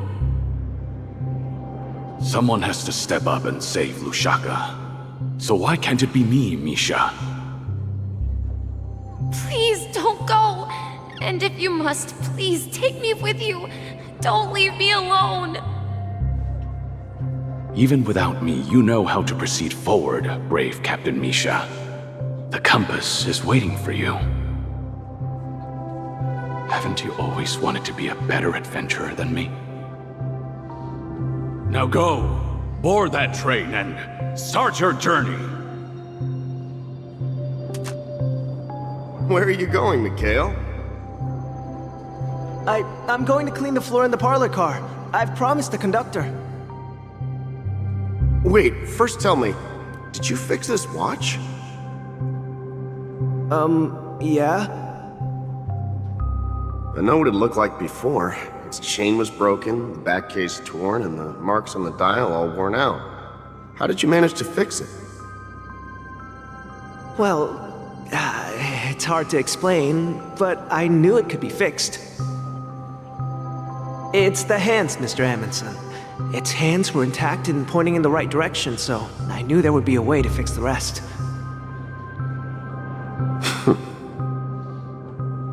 I see. You'll work with me from now on. Haven't you always wanted to tinker with this train? You're its mechanic now.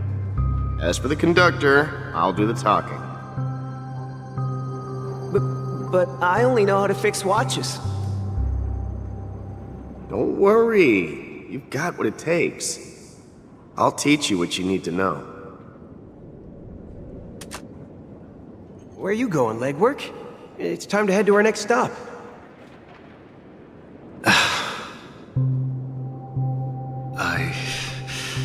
I'm staying in Astana with Rosalina and Tiernan. I see. This place reminds you of home. The people of Astana have only achieved a tiny victory and still have a long way to go towards true freedom. Hanunu needs us. Don't worry, not all journeys lead to the stars. Even if I leave the Express, our path of Trailblaze will continue. Yeah. I knew you wouldn't stay on the Express forever. Leave in peace, my friend. And, take this with you. This is Mr. Amundsen's hat. But why? When he departed, he said he would leave it to his best student. Well, I suppose the time has come. Farewell, legwork. Take care of Tiernan and Rosalina. And don't forget to write to us.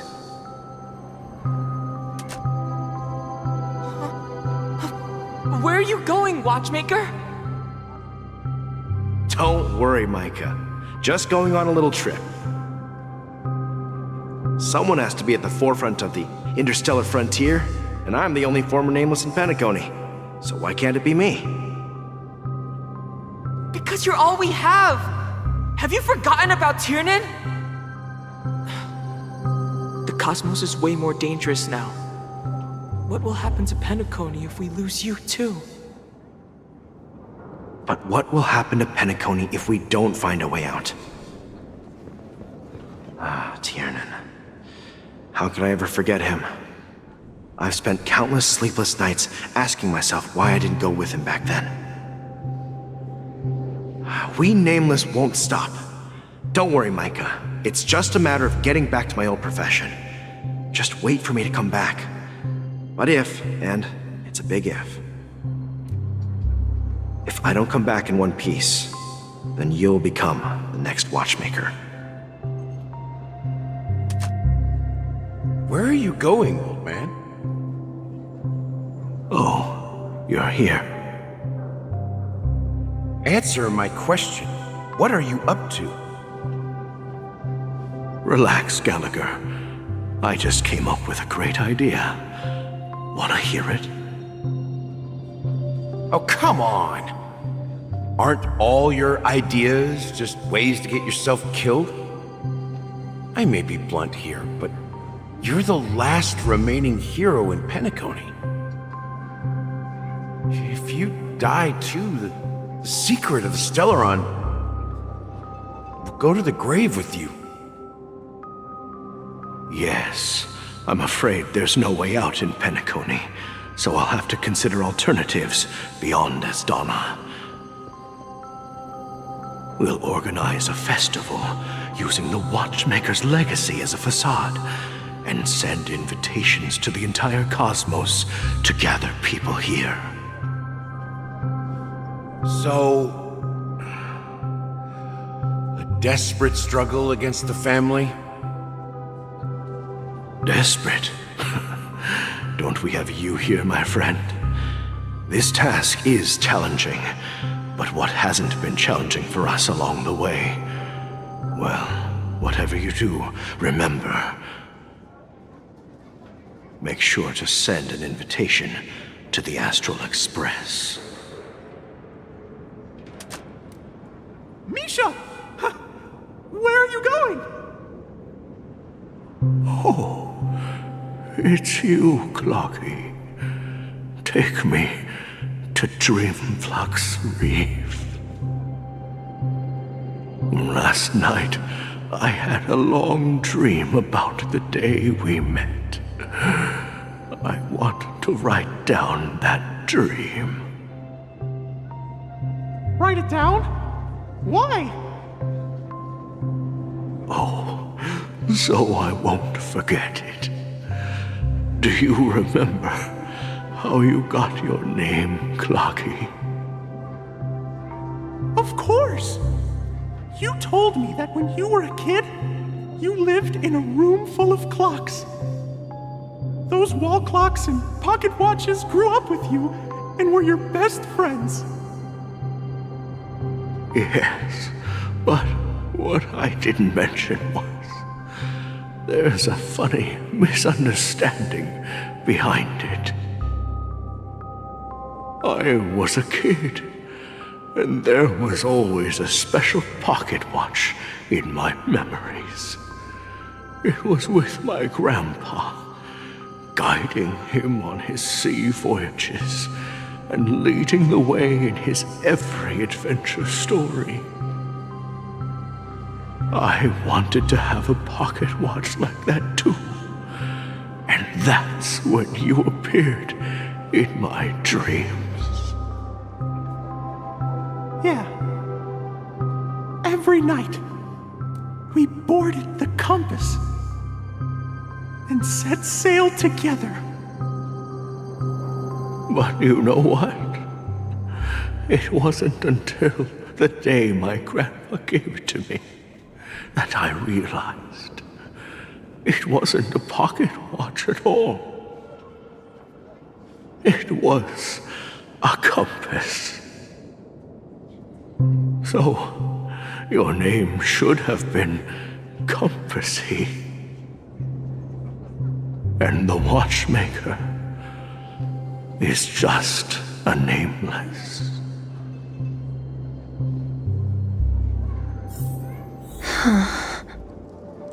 We've arrived at Dreamflux Reef. So, where to next?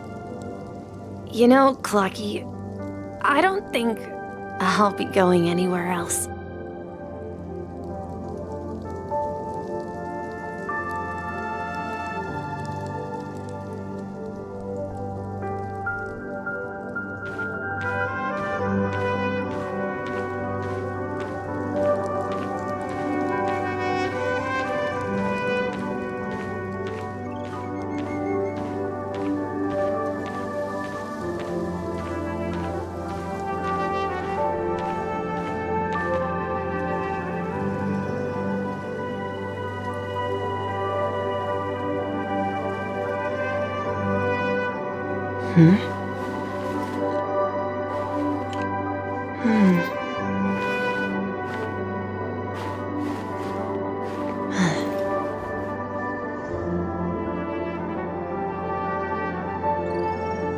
Wait a sec!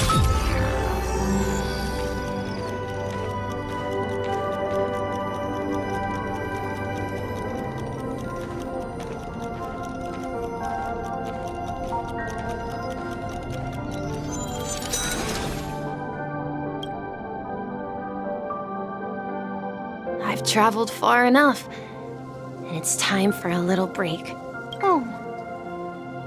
So, we'll set out again. When you're rested? No, I'll stay here.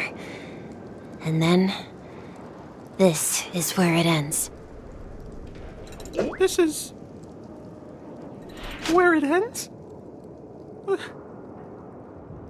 What do you mean, Misha? You told me that the trailblazing expedition would never end. Yeah, that's what I said. So now, it's up to you to decide your next destination. My next destination? What's that supposed to be? I've been following you. Misha? You're acting weird today.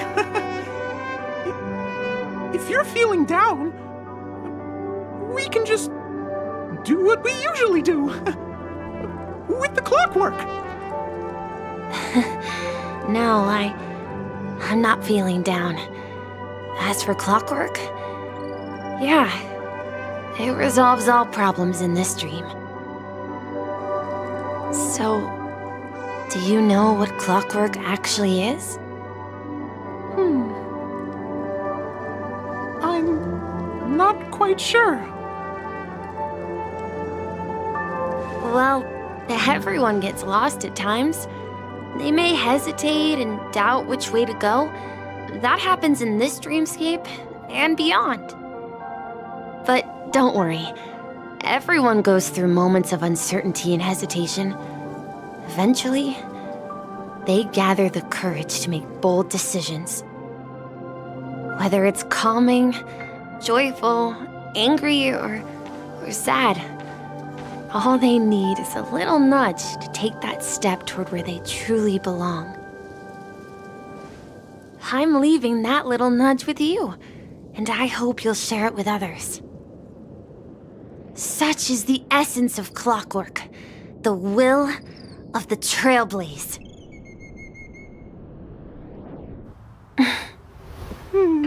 Clocky's hands spin around non-stop, indicating confusion, frustration, and weakness. But ultimately, people still need to move forward. Just like your hands, always pointing ahead. This is where my journey ends. From now on, it is your path to walk. Trailblazing means taking paths your predecessors forswore and venturing even further. The Penacony in Mikhail's dreams does not belong to order.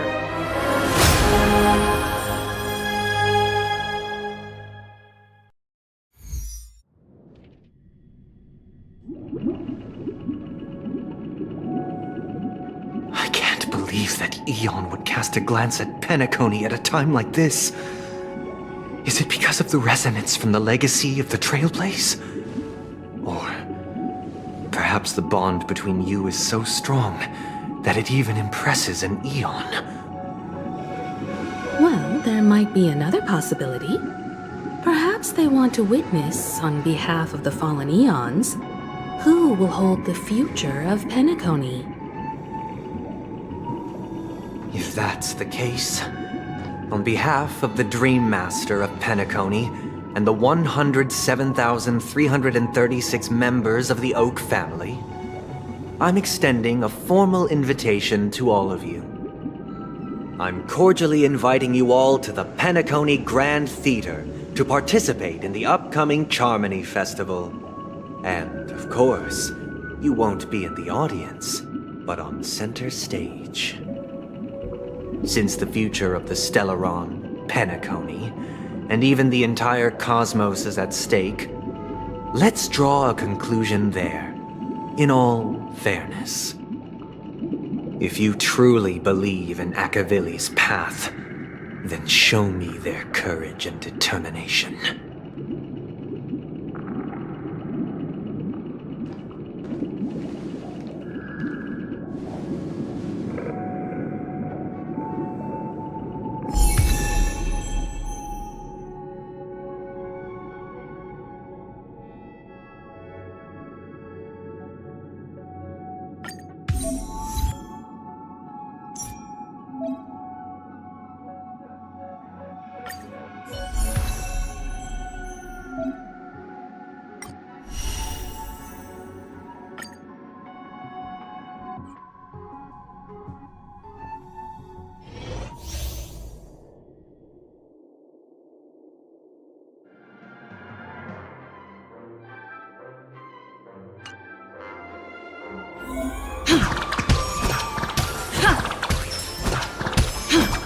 Please stay tuned. Please stay tuned. Please stay tuned.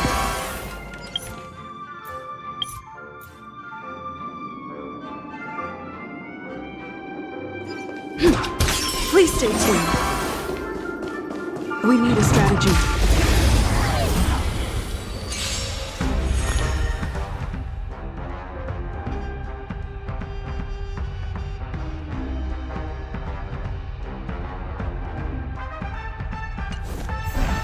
Time to test our rapport.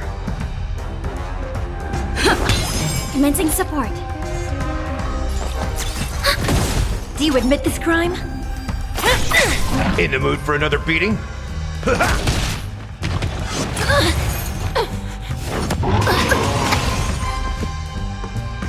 Dreams do come true.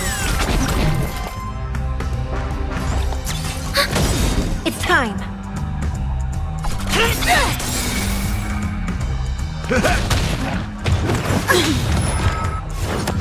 Still the same old.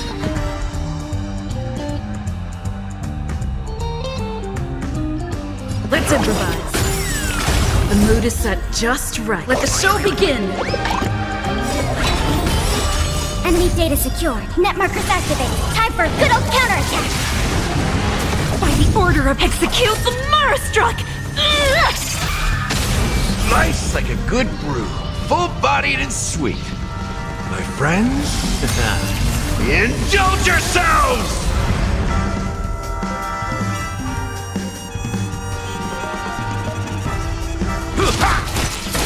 Enemy targets detected.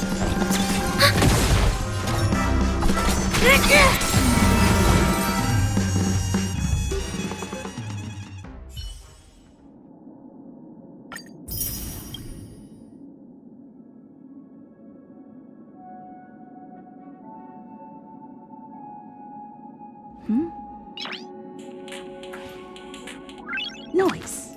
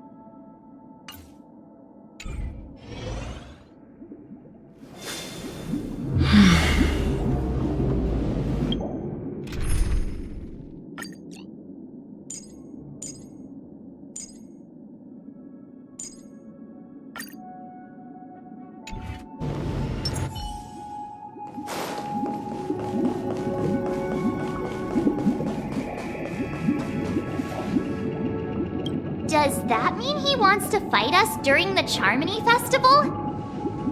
I'm afraid so. This is weird. Aren't Arc villains usually plotting some dirty conspiracy in the end? But he actually said something like, "In all fairness." Could it be that he's underestimating us? Well, in my opinion, Sunday is deeply committed to his own philosophy and genuinely wants to prove that the Order is right. I sensed a strong conviction and a desire for dominance in him. Maybe he won't accept the outcome unless he wins fair and square. That's why he'll give it his all in the upcoming battle.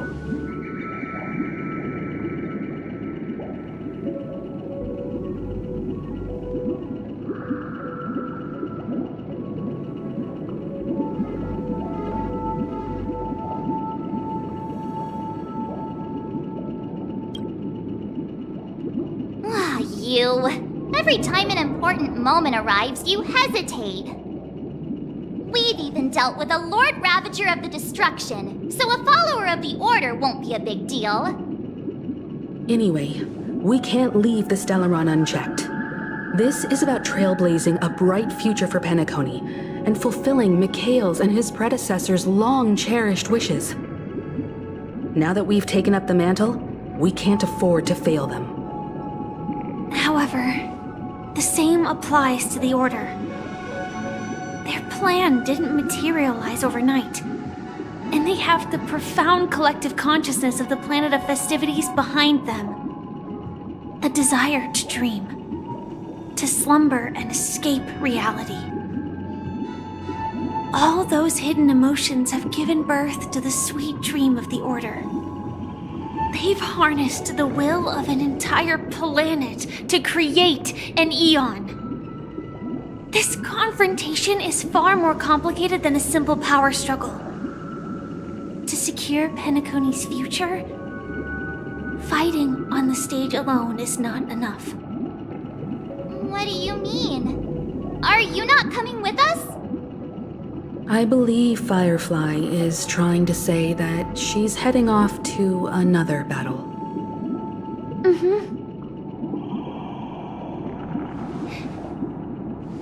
Before I left, the Destiny Slave told me that this journey would bring unforgettable rewards. Even though the script he gave me only had a few lines, I couldn't ignore them. Because one of the lines said, "I'll experience death 3 times in the land of the dreams." 3 times? This can't be serious, right? The first time was a painful death when I was stabbed by the Blade of Dormancy, which led to all subsequent events. The script will always come true, but in a way that will only be revealed when that page is turned. So now I've understood the meaning of my second death. And I am prepared to face it. If all goes well, my efforts will provide crucial support for you. Only by achieving victory in this battle can we secure a future for Penacony. And only then, my third and final death won't come true in the most terrible form. The most terrible form? Does that mean... The true death, where everyone in Penacony loses themselves completely in the eternal sweet dream of the Order. We must do everything we can to prevent that. Have you made up your mind, Firefly? Yes. Otherwise, I wouldn't be here.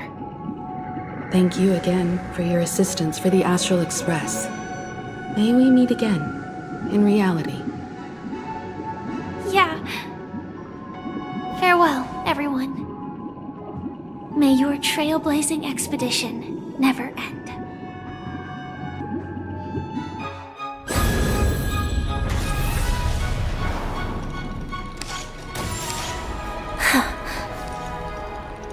I dreamed of a scorched earth. Everyone, are you ready? A new shoot sprouted from the earth. It bloomed in the morning sun and whispered to me. Like fireflies to a flame, life begets death. May we meet again in reality.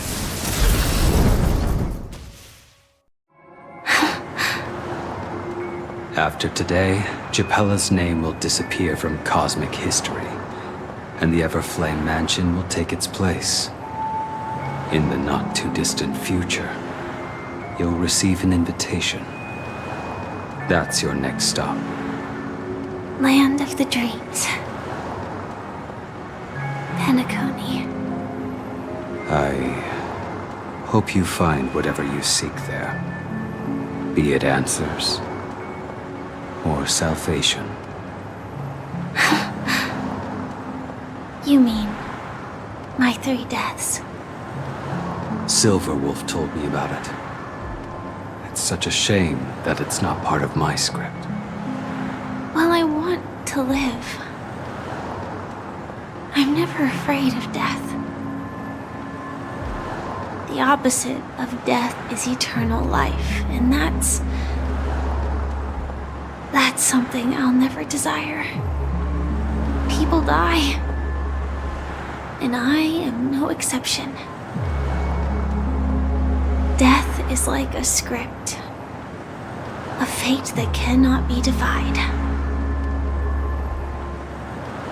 But that's exactly why we have to choose where we want to rest forever. Do you exist just to perish? Are you not the same, Blade? The end you desire is not one dictated by others. If I were to die now, I would only be a weapon. I believe I should die as a human. Though its definition escapes me, isn't this the answer that ordinary people look for their whole lives? A name that can be carved onto their tombstone. A tombstone that belongs to me once bore the inscription, Glamoth's Iron Cavalry. Then it changed to Stellaron Hunter. But one day, it will bear the name Firefly. And all the brilliance she showed at the end of her life.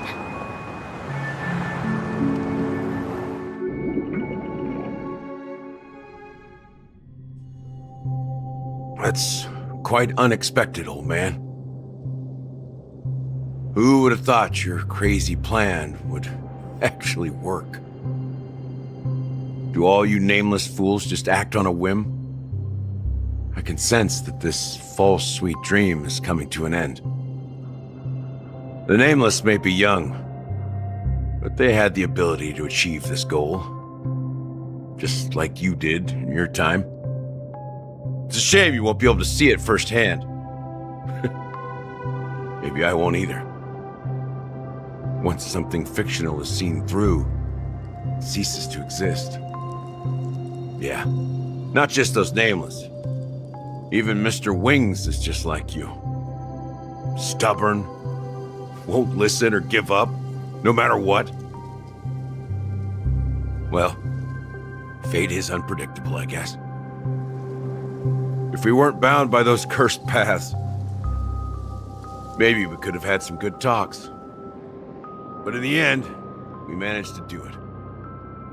And now we can find solace. Remember how those idiots cursed us? They said, "Go to hell, you worthless traitors!" Well, I don't know if they really meant it, but if longing for freedom means going to hell, then I'll be joining you soon, you old fool. Let's get together and have supper again in hell. Oh, I almost forgot. There's one more thing. Here's to you. A glass of hello and goodbye, Trailblazer. To the imperfect tomorrow.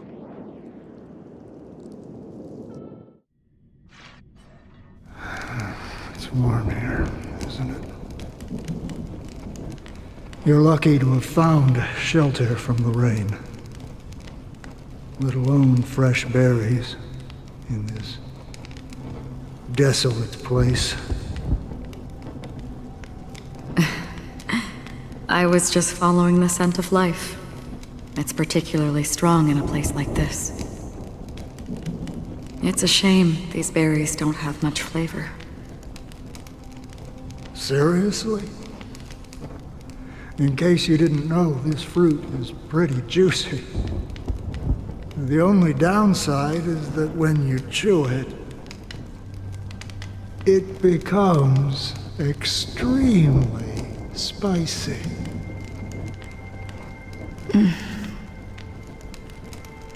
Have you lost your sense of taste?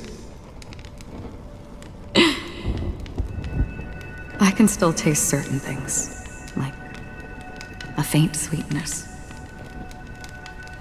Before coming here, I stopped by a place called Orkron. It had barren cliffs and nights lit by bonfires. Burgundy snow would fall from the sky, and when it landed on my tongue, it tasted like raspberries. The flavor wasn't exactly sweet, but it left a lasting impression. When I think back on my past, I realize that what's tying everything together isn't the big events, but rather these small yet unforgettable moments. Don't worry about it. Losing oneself is a reality that every self-annihilator must face. At least I haven't completely lost my senses and memories yet. Well, congratulations on adding another footnote to your journey.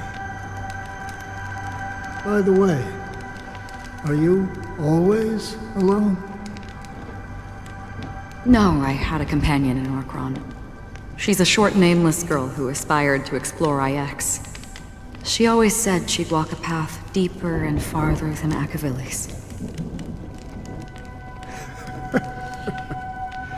Quite an ambition for such a small girl. So, what happened?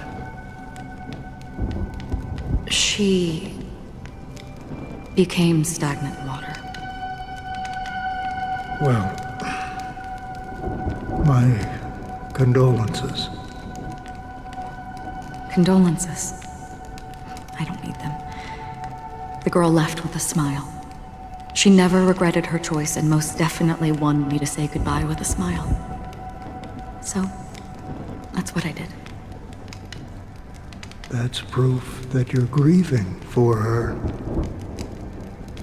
Or perhaps I'm just afraid. Afraid? I rarely sense that emotion from you. What do you fear? I'm afraid I'll forget the 30 days I spent with her, just like all the other days in my life. Most of them have already washed away with the rain, disappearing into an unseen realm. I fear that those vivid red memories will fade away too. There isn't much color left, and besides this faint, warm red, there's almost nothing. Hard to imagine. A ranger accustomed to bloodshed, destruction, and chaos finding warmth in the red color.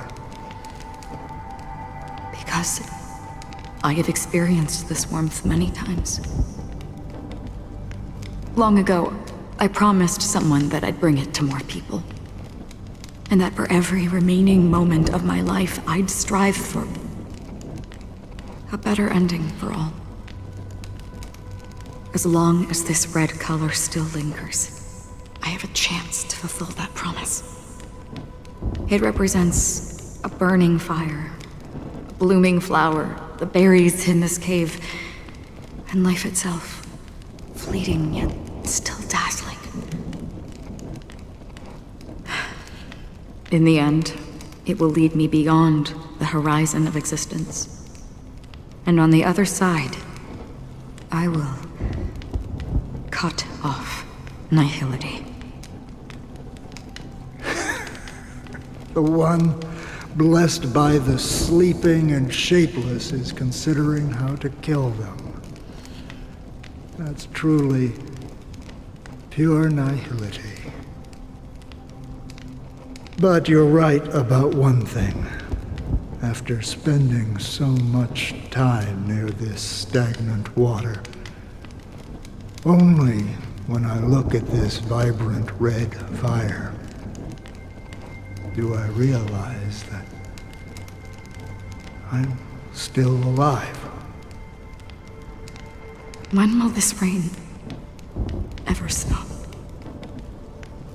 Perhaps when the sorrows of the departed have finally quieted down,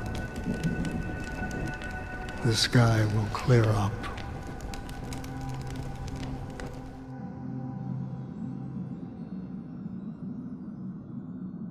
Have you heard of a planet named Biari Scamandros, Dan Heng? It's one of the Paradise Kingdoms under the influence of the Harmony.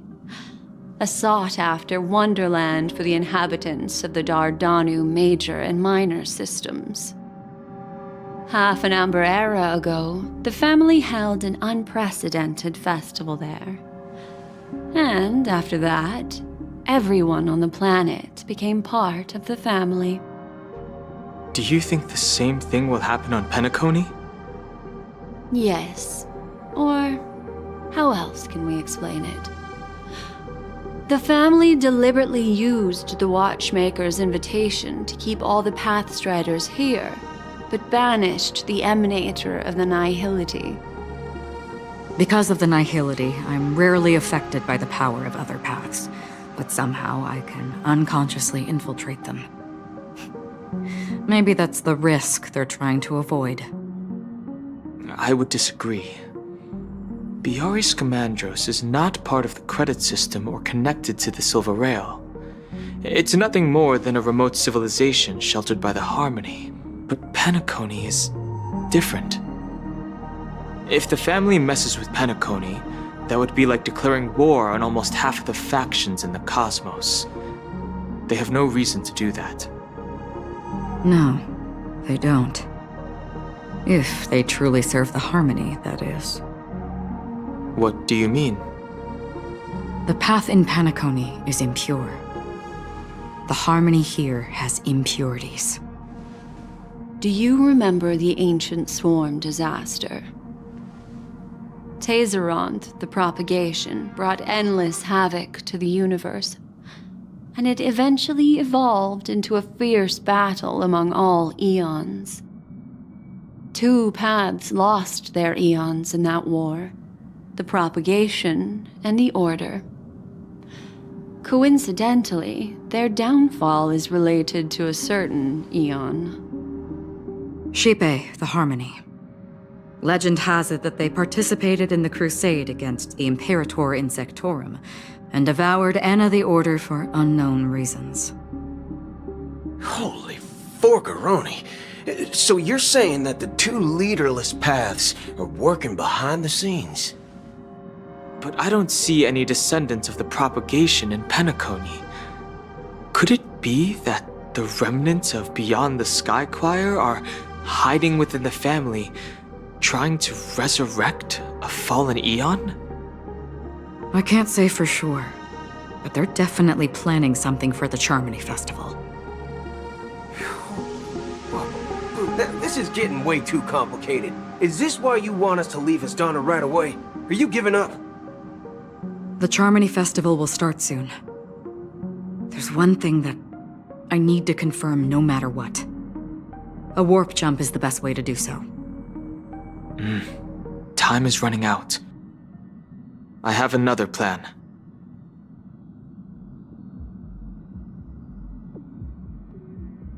Hold on.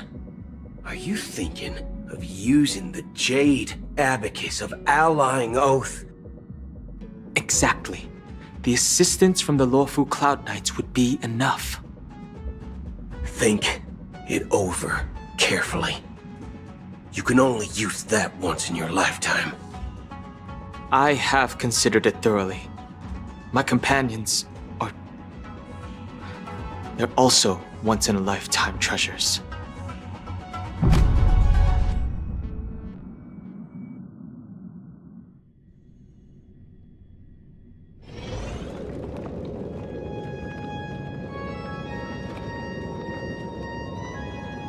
Are you the only one here, my child? The Nameless is quite the diplomat. Our secrets have spread like wildfire within the family. And IPC starships are gathering towards Astana. This is a crucial moment for us. So, where is the Chosen One who harmonizes the varied sounds?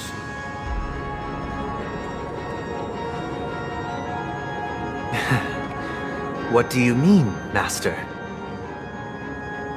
I'm right here in front of you, aren't I? You know, she was supposed to be the star of the Charmony Festival in our plan. But the plan has changed. As her brother, I know she doesn't want to sing for the Order, so I'll take her place. You've always been wise beyond your years. I'm sure you understand the consequences of your choice. If you consider this a betrayal, well, there can't be two suns in the sky. I'll step up and take down the other sun if necessary.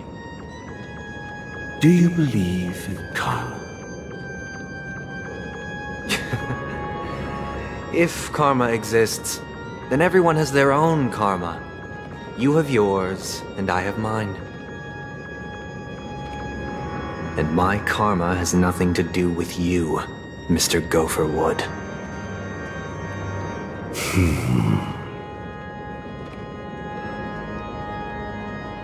All right. Since you're willing to sacrifice yourself for her, I'll grant your wish. Well, the compromise came sooner than expected. Why? You and your sister were born as twins of the Order.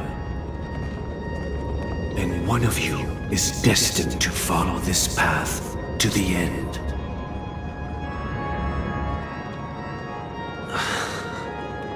Is this part of your plan? Of course. You're still as clever as you were when you were a child. The opening is near. Go, my child. Seize the power of the harmony and reveal your karma. I have one final question, Master. Why did you choose to bring the Order to Penacony? Wouldn't it have been better to choose a desperate world instead of a city filled with hope and dreams? Why? It's for justice, my child. If we lose justice in our hearts, we'll make the same mistake as the Harmony did. So, it's not you who manipulates the dreamscape with the Stellaron, but... Well, that's where our conversation ends. Go ahead. The 107,336 souls of the Oak family have dreamed of this moment too many times.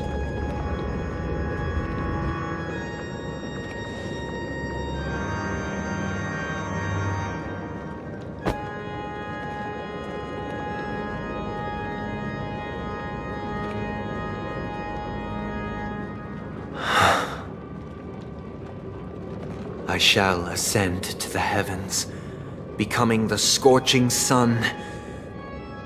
Bathed in my light, my people shall flourish, while all evil shall be eradicated.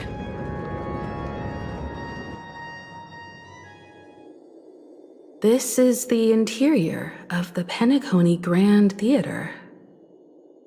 It's quite exhilarating to be flushed into the air by Soulglad. But why is the venue still closed when the Charmony Festival is about to start? And not only that, the entire theater is eerily quiet. No audience, no staff, no one around.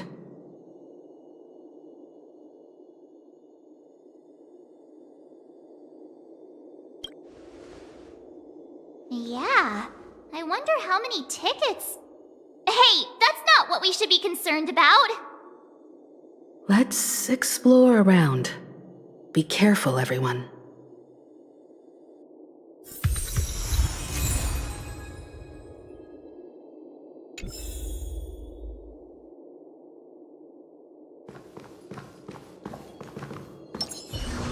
Stream 4.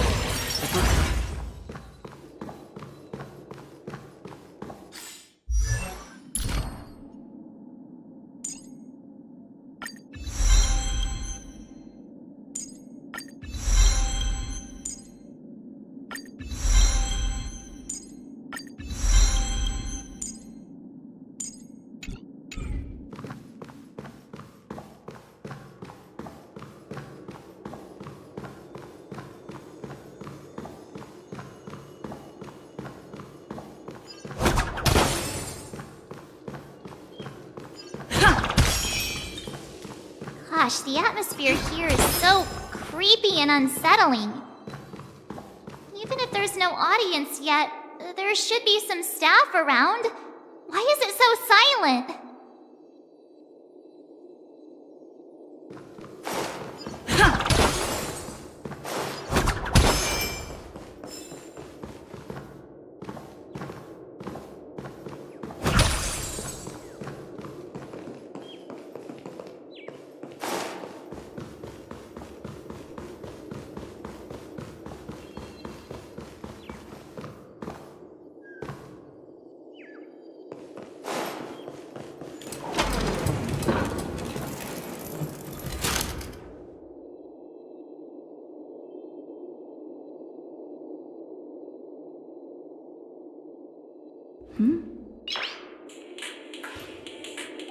Noise.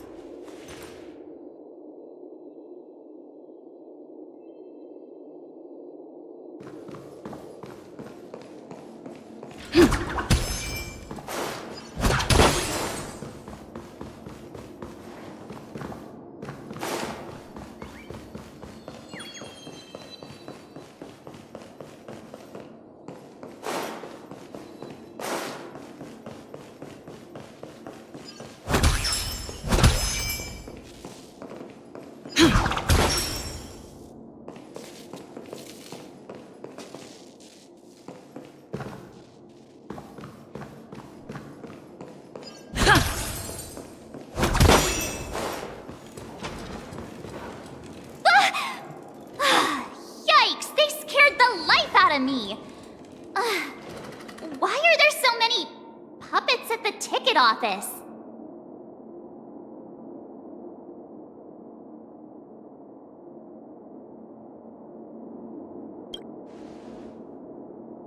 What? You're so annoying. Stop scaring me. Are these puppets part of the stage setup? Even so, it's so eerie that the entire front hall is empty.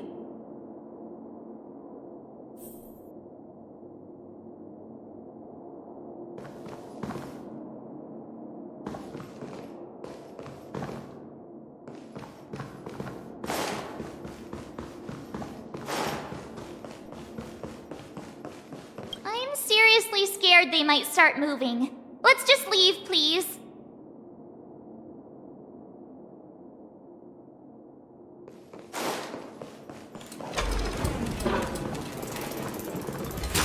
Something feels off. right place, right? There's no other grand theater in the dreamscape. So Sunday's messing with us? He said we'd have a final showdown on the stage, but why is there no one here? My apologies for the delay, March 7th. You scared me! Where are you now? I'm waiting for you behind the curtain. Following the Asdana tradition, I invite you to enjoy a stage play in 3 acts before the festival begins. History is a mirror reflecting the universe's true essence. Let's use this opportunity to delve into the rich history of Penacony and the Eons. Within it, naturally, the future takes shape. Let us commence with the dawning of the world. After the Dusk Wars, darkness veiled the sky, and chaos consumed the earth. Enna the Order emerged, destined to restore all existence. That marked the first day.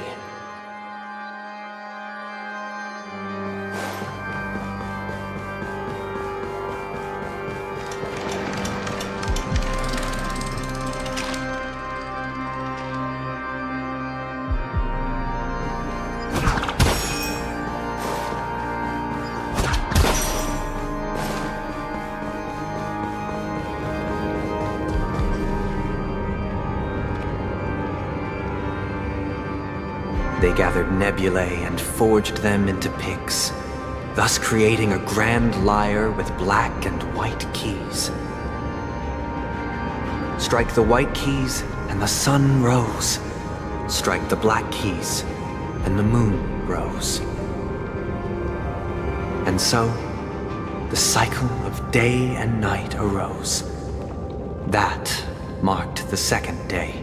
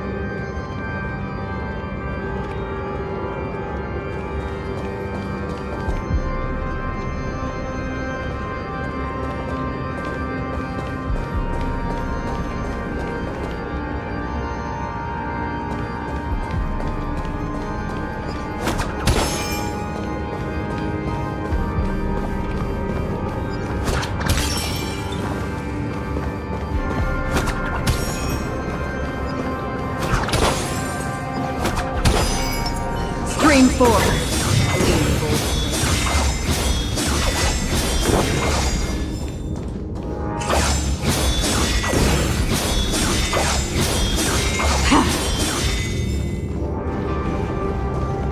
The puppets are gathering around the frame.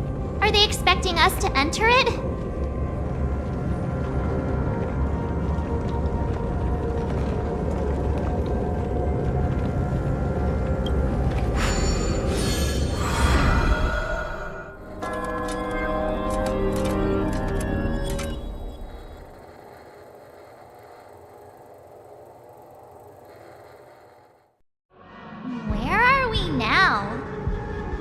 The atmosphere here looks similar to Sunday's inner world. Perhaps this so-called stage play is created with his abilities. This act is named Ode to Prisoner, Given the atmosphere here, I believe it's about Penacony's past. I thought things were finally looking up as I managed to dodge prison during my recent trailblazing expeditions. But now it looks like I'll be back behind bars again.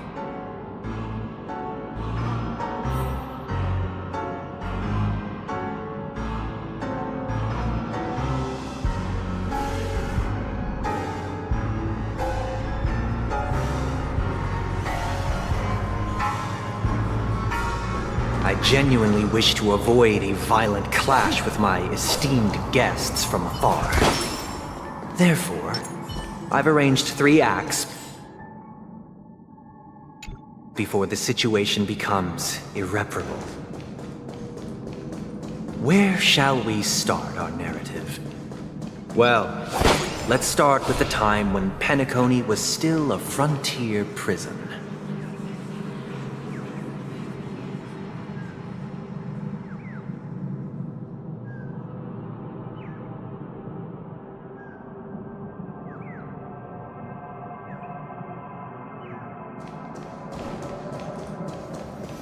Stream forth, the gleam of old blades.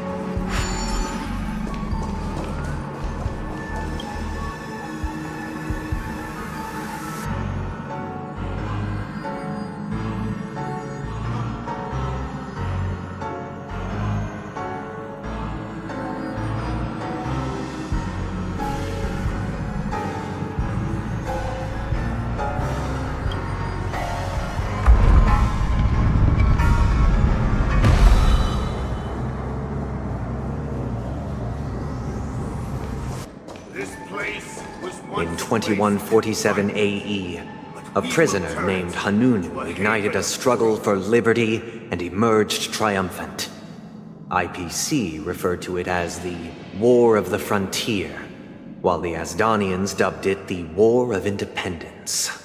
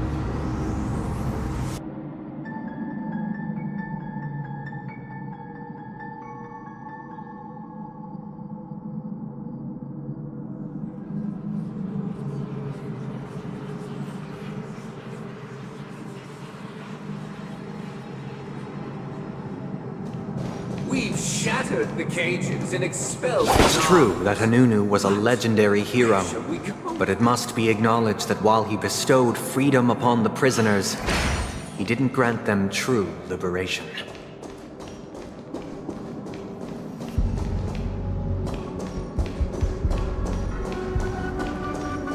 Stream forth, the gleam of old blades. Thank you for staying here, honorable travelers.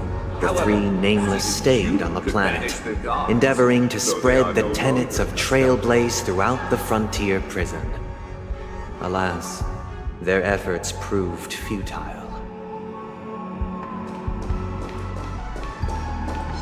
Stream forth, a gleam of old blades.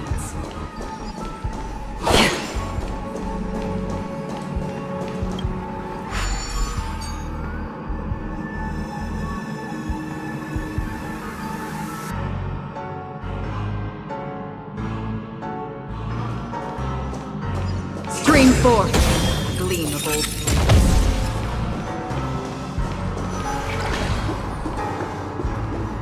Let's build another prison, not within the Once again, as Donna was engulfed in war, this time the enemies originating from within. The prisoners remained prisoners for the rest of their lives, fighting for freedom rather than living for it.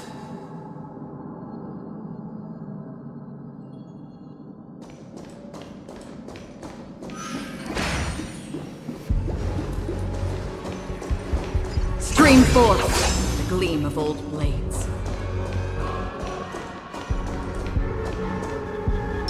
I'm with you.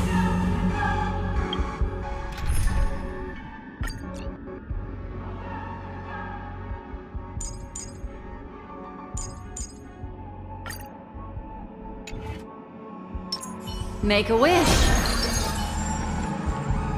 I hope you like this land of freedom on a scorched earth. As you can see, their sentences have long ended, and the IPC guards have long been expelled. Yet, these prisoners remain enslaved, not by external forces, but by the confines of their own minds. Freedom permeates every corner, except fragile souls. It gives solace only to those who believe in its existence. Prisoners, this is my order. Learn the essence of freedom and teach your fellow prisoners to fight for their lives.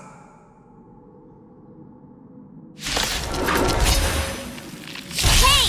Why do we have to fight while enjoying the show? For I desire not only your enjoyment, but also your assistance in its completion. I weep for the departed. It too shall fall.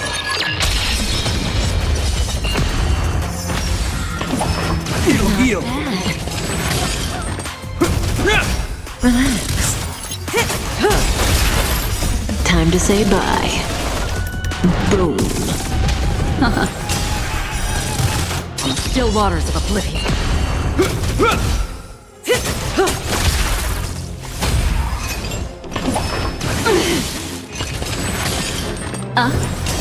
Relax. I weep for the departed. It too shall fall.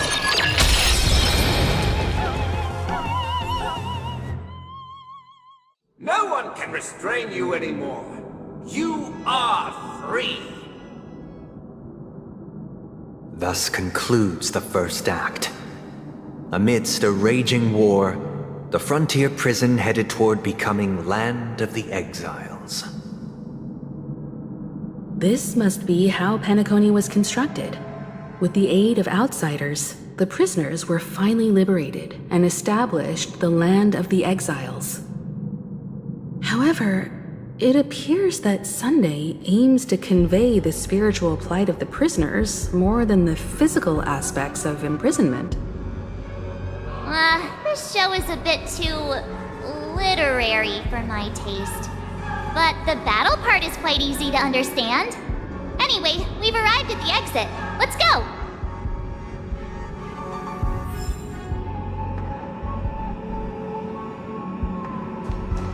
These puppets... Where are they guiding us this time?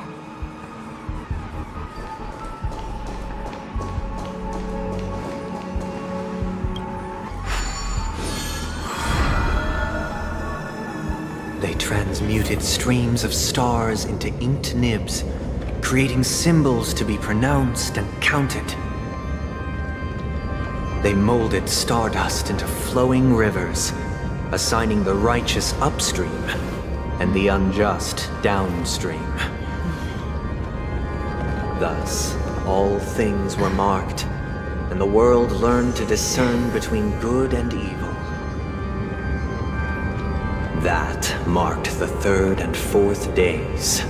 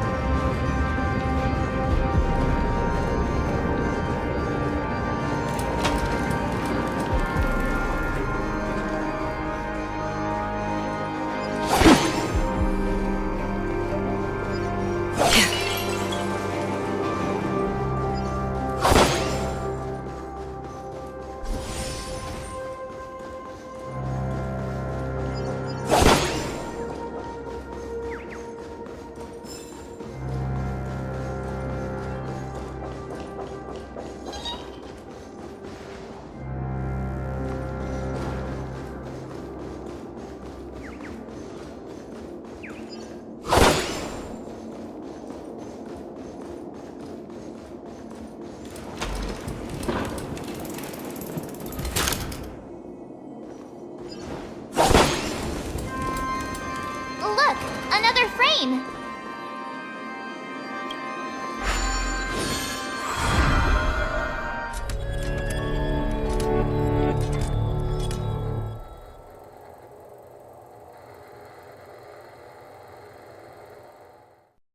Ode to Fool. This must be the second act. The surroundings are different from before. The stage decorations look a bit tidier now.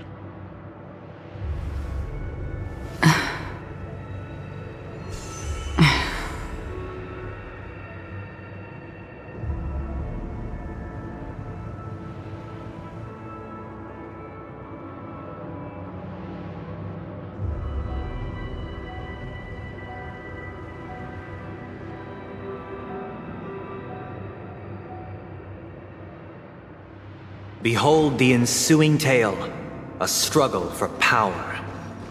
Penacony witnessed the ascent of the 7 major lineages: tree, grass, flower, bird, beast, fruit, and insect. Peace never truly graced Land of the Exiles. The history in this era is rich and intricate, so please allow me to present it in allegorical form.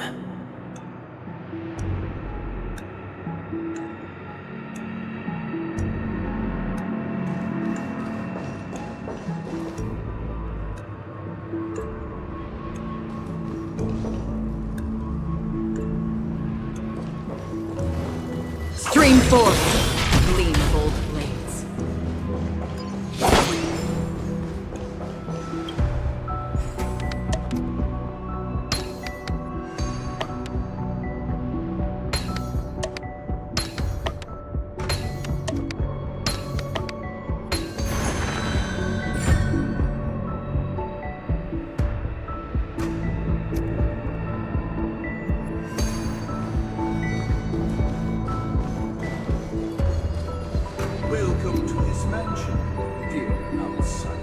Land of the Exiles was in disarray, besieged by both internal and external perils.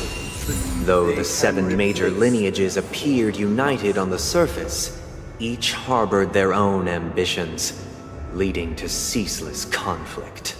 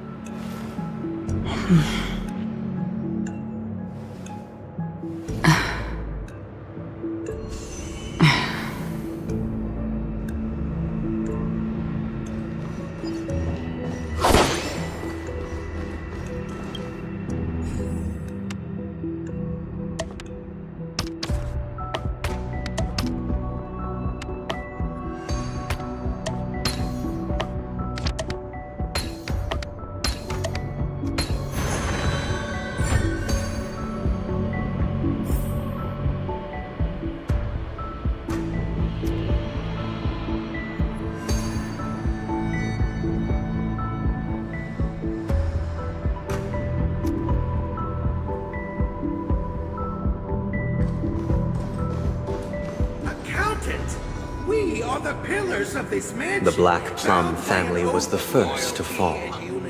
They withered away in the White Desert event, orchestrated by the Alfalfa family. Because Master shaped you from clay, but forged me from fire, I'm superior to you.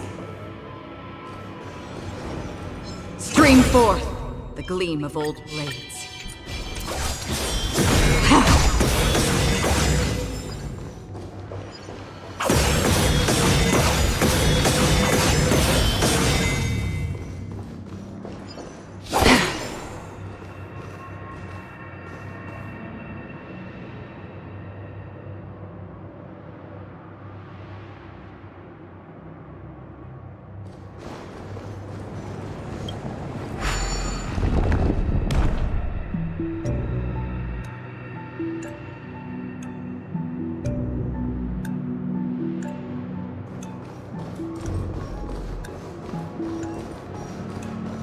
My child, you did not serve the old master. The leader of the Alfalfa family sought to defect to the IPC, trading freedom for survival. However, his eldest son slew him in the name of righteousness and ascended as the new family head.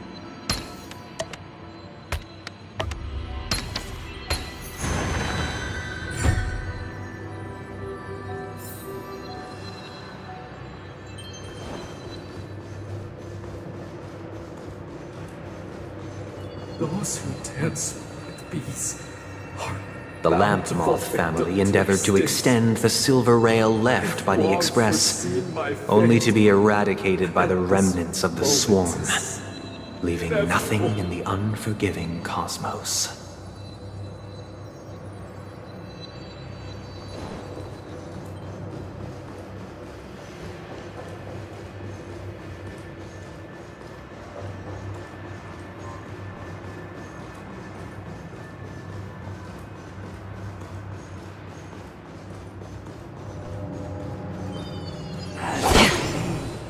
I shall forge new bonds. Only when Gopher Wood led the and family to liberate Land of the Exiles and earned recognition from all 5 major lineages did Penacony earn its new name, the Land of the Dreams.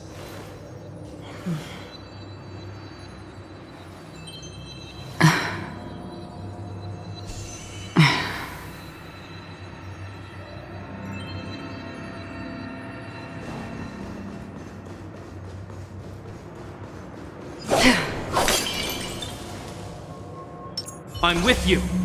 Make a wish. Dear outsider, I beseech your aid in purging this mansion of the poison spread by the lurking instigators.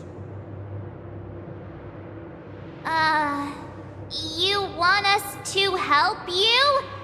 What do you need? I wish they could regain their reason and cast away the shackles of hypocrisy. This is the second act. Looks like it's about Penacony's journey to becoming the Land of the Dreams, during which the family plays a crucial role. But this new master seems like a bad guy to me, don't you think? Perhaps this is the truth Sunday is trying to express, if you read between the lines. The Harmony changed Penacony just as the guards once did. Looks like we've gotta help those guys kneeling down over there calm down a bit, right?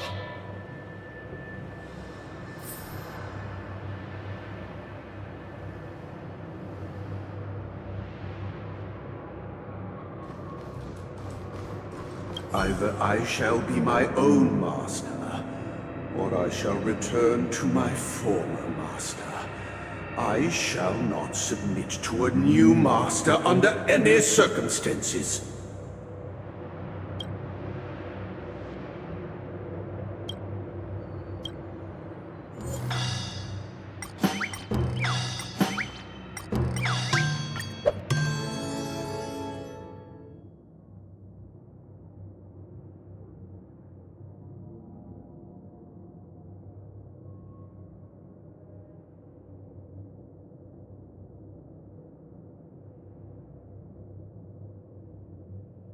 Without a master, who can grant me true freedom?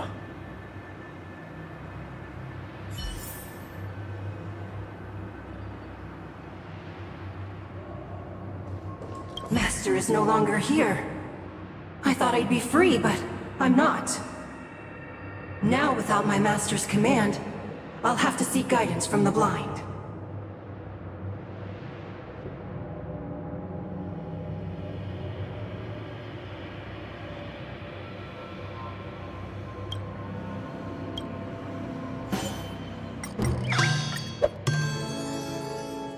Master is no longer here. I must seek a new master and serve them faithfully. Once, I stood as the most loyal guard among all the servants. Now, with my master banished, it's my right to assume control of his dominion.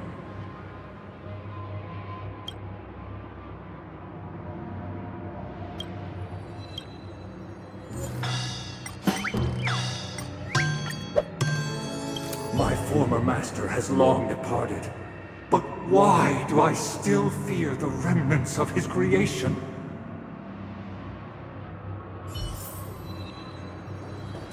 Master!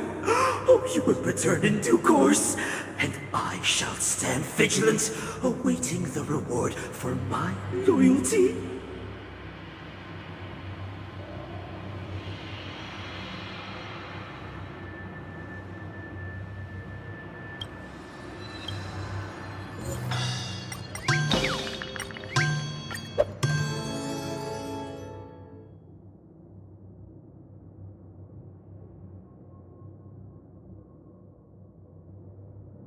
Master, now that you have gone, I shall wait no longer for my reward.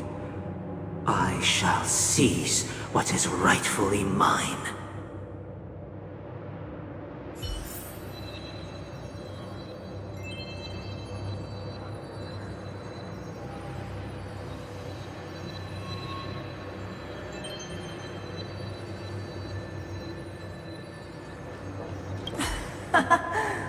In the absence of my master, I am free.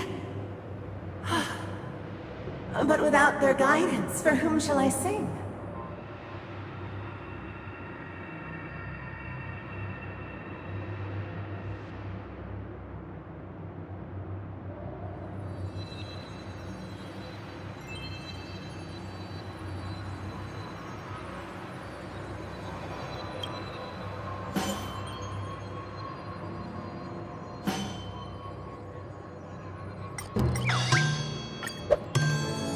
I shall sing for my new master, just as their noble voice once resonated throughout the cosmos.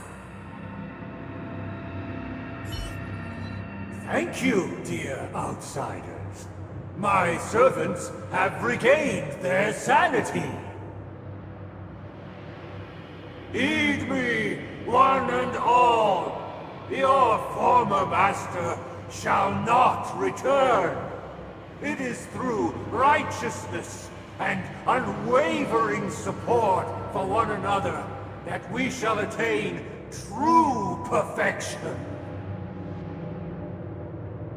Cast aside the veils of hypocrisy and embrace one another.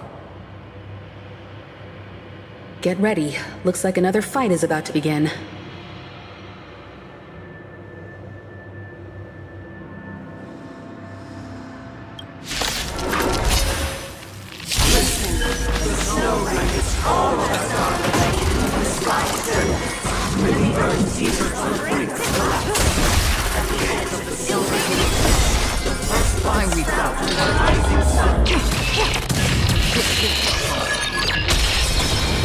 Still waters of oblivion. Relax. A will forged in ice never falters! Time to say bye. Boom.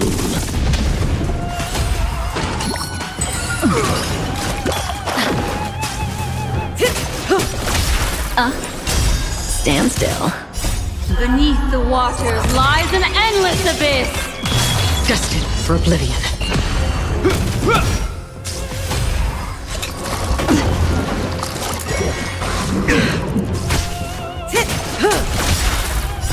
I weep for the departed. It too shall fall. Relax. On the still waters of oblivion.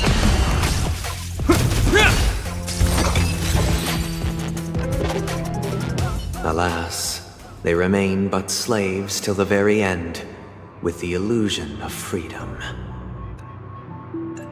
Thus concludes the second act. Amidst an illusory harmony, Land of the Exiles charted its course toward becoming the planet of festivities.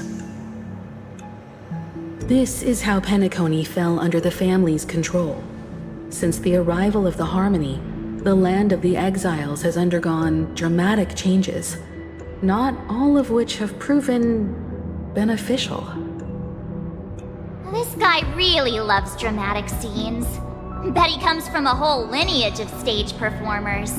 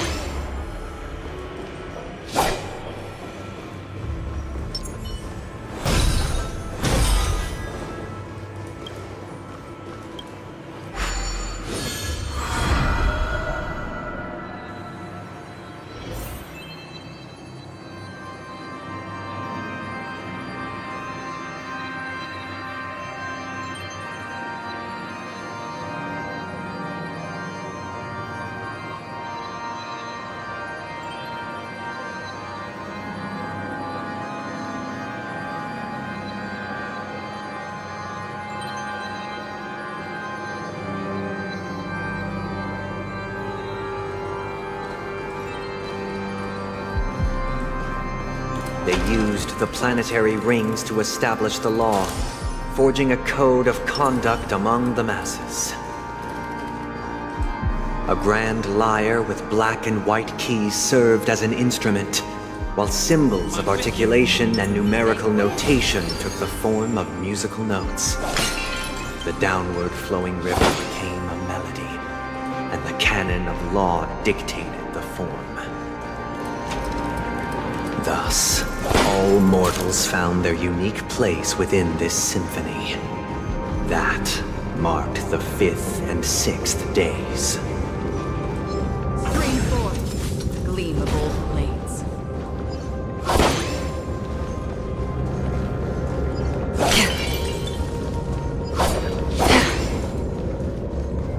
This guy is really into these puppets.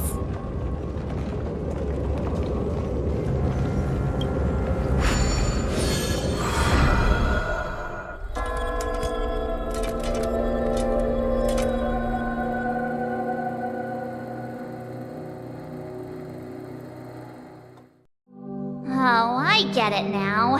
The last scene is all about singing the praises of the Order. And the atmosphere here is completely different from the previous 2 scenes.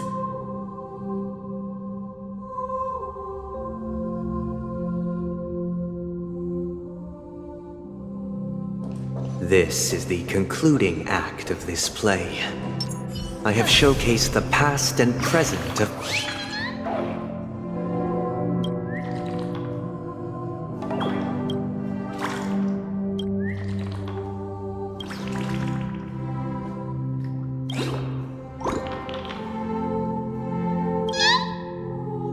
This is the concluding act of this play. I have showcased the past and present of Penacony, hoping that my desire for change resonates within you. And now, I shall reveal its future to you.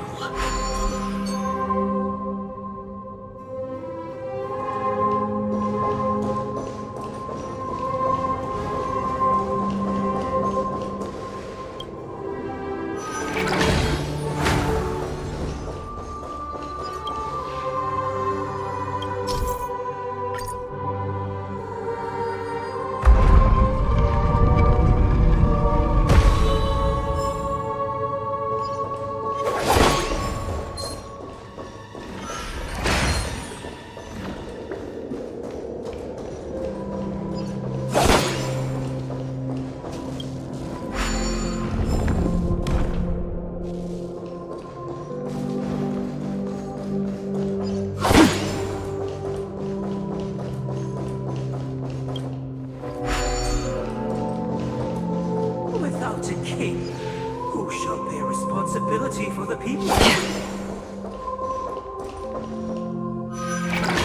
If the people lack foresight, we will make choices on their behalf and bear the responsibility.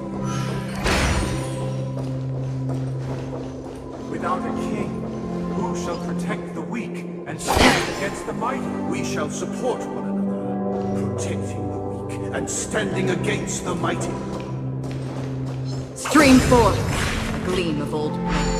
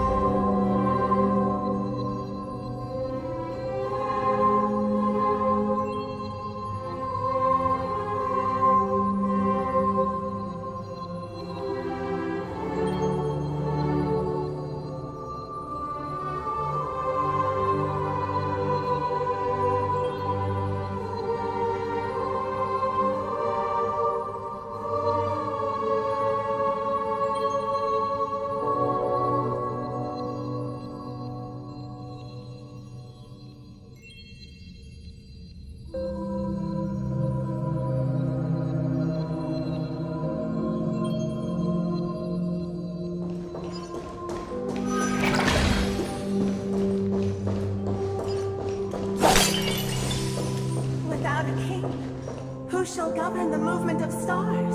Before the you ebb arrive, and flow of time? everything followed its natural course, and so it shall continue even after the king's departure.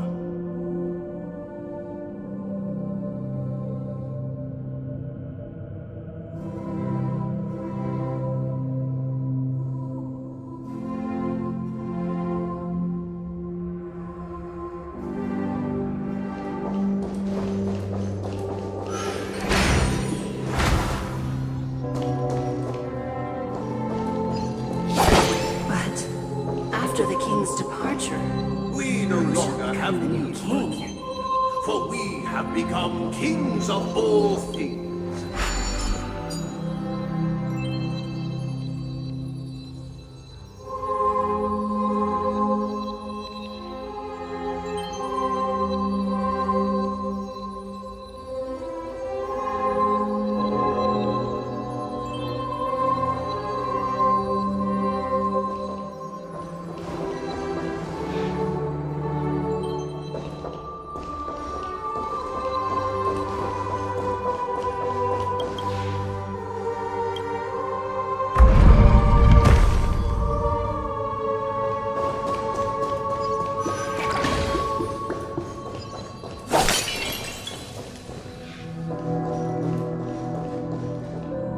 Hey, aren't we supposed to kick off a short story and have a fight here just like we did in the previous acts?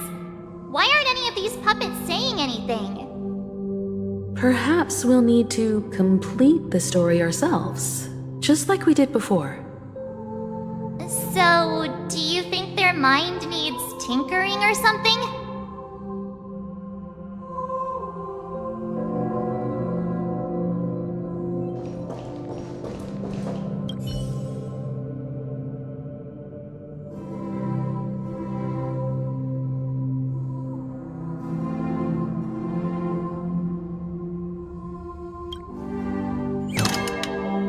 Farewell, former king. We no longer have need for a king, for we have become kings of all things. Farewell, former king. How did it go?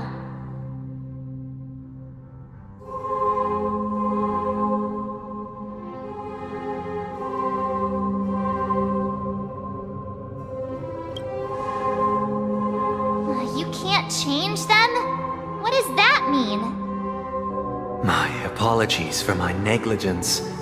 I forgot to inform you that the final part was scripted long ago. Let our previous king recount it to you. Now it is time for the final rite. Prepare for battle. Looks like we'll have to fight again. Descending from the infinite spiral staircase. Immerse the creature with measured steps. No need to remember or seek my existence soon. For the contours of my mind shall be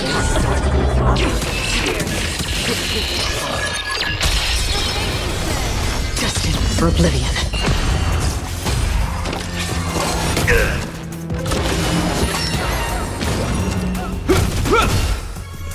On the still waters of oblivion.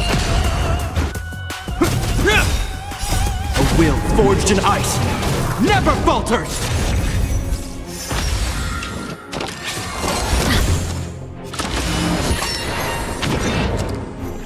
Ill tidings manifest. Destined for oblivion.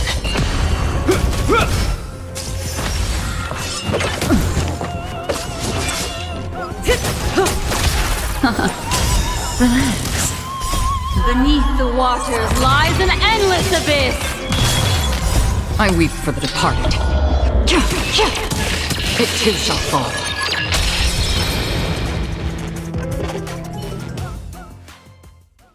In the hushed expanse of a nocturnal reverie, I leave faint traces behind. No need to remember me, or to recall the essence of dreams. What is mine shall wane, while you shall transcend its delicate nature.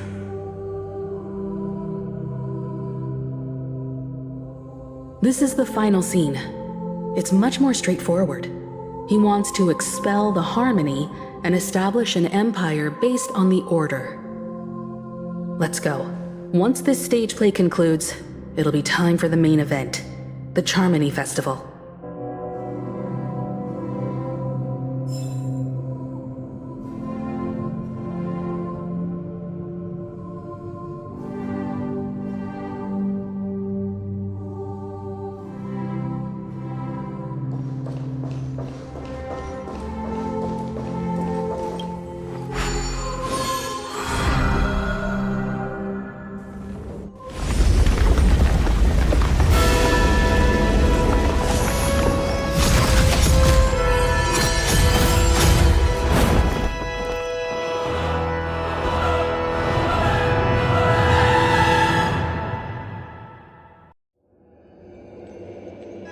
They imbued the world with meaning, perfecting all things in the heavens and on earth. Then, they rested from the labors of creation. Yet, all beings cried out to Enna. Under the banner of the Order, you have defined all things in the cosmos. But this made us realize that we are but puppets in your hands.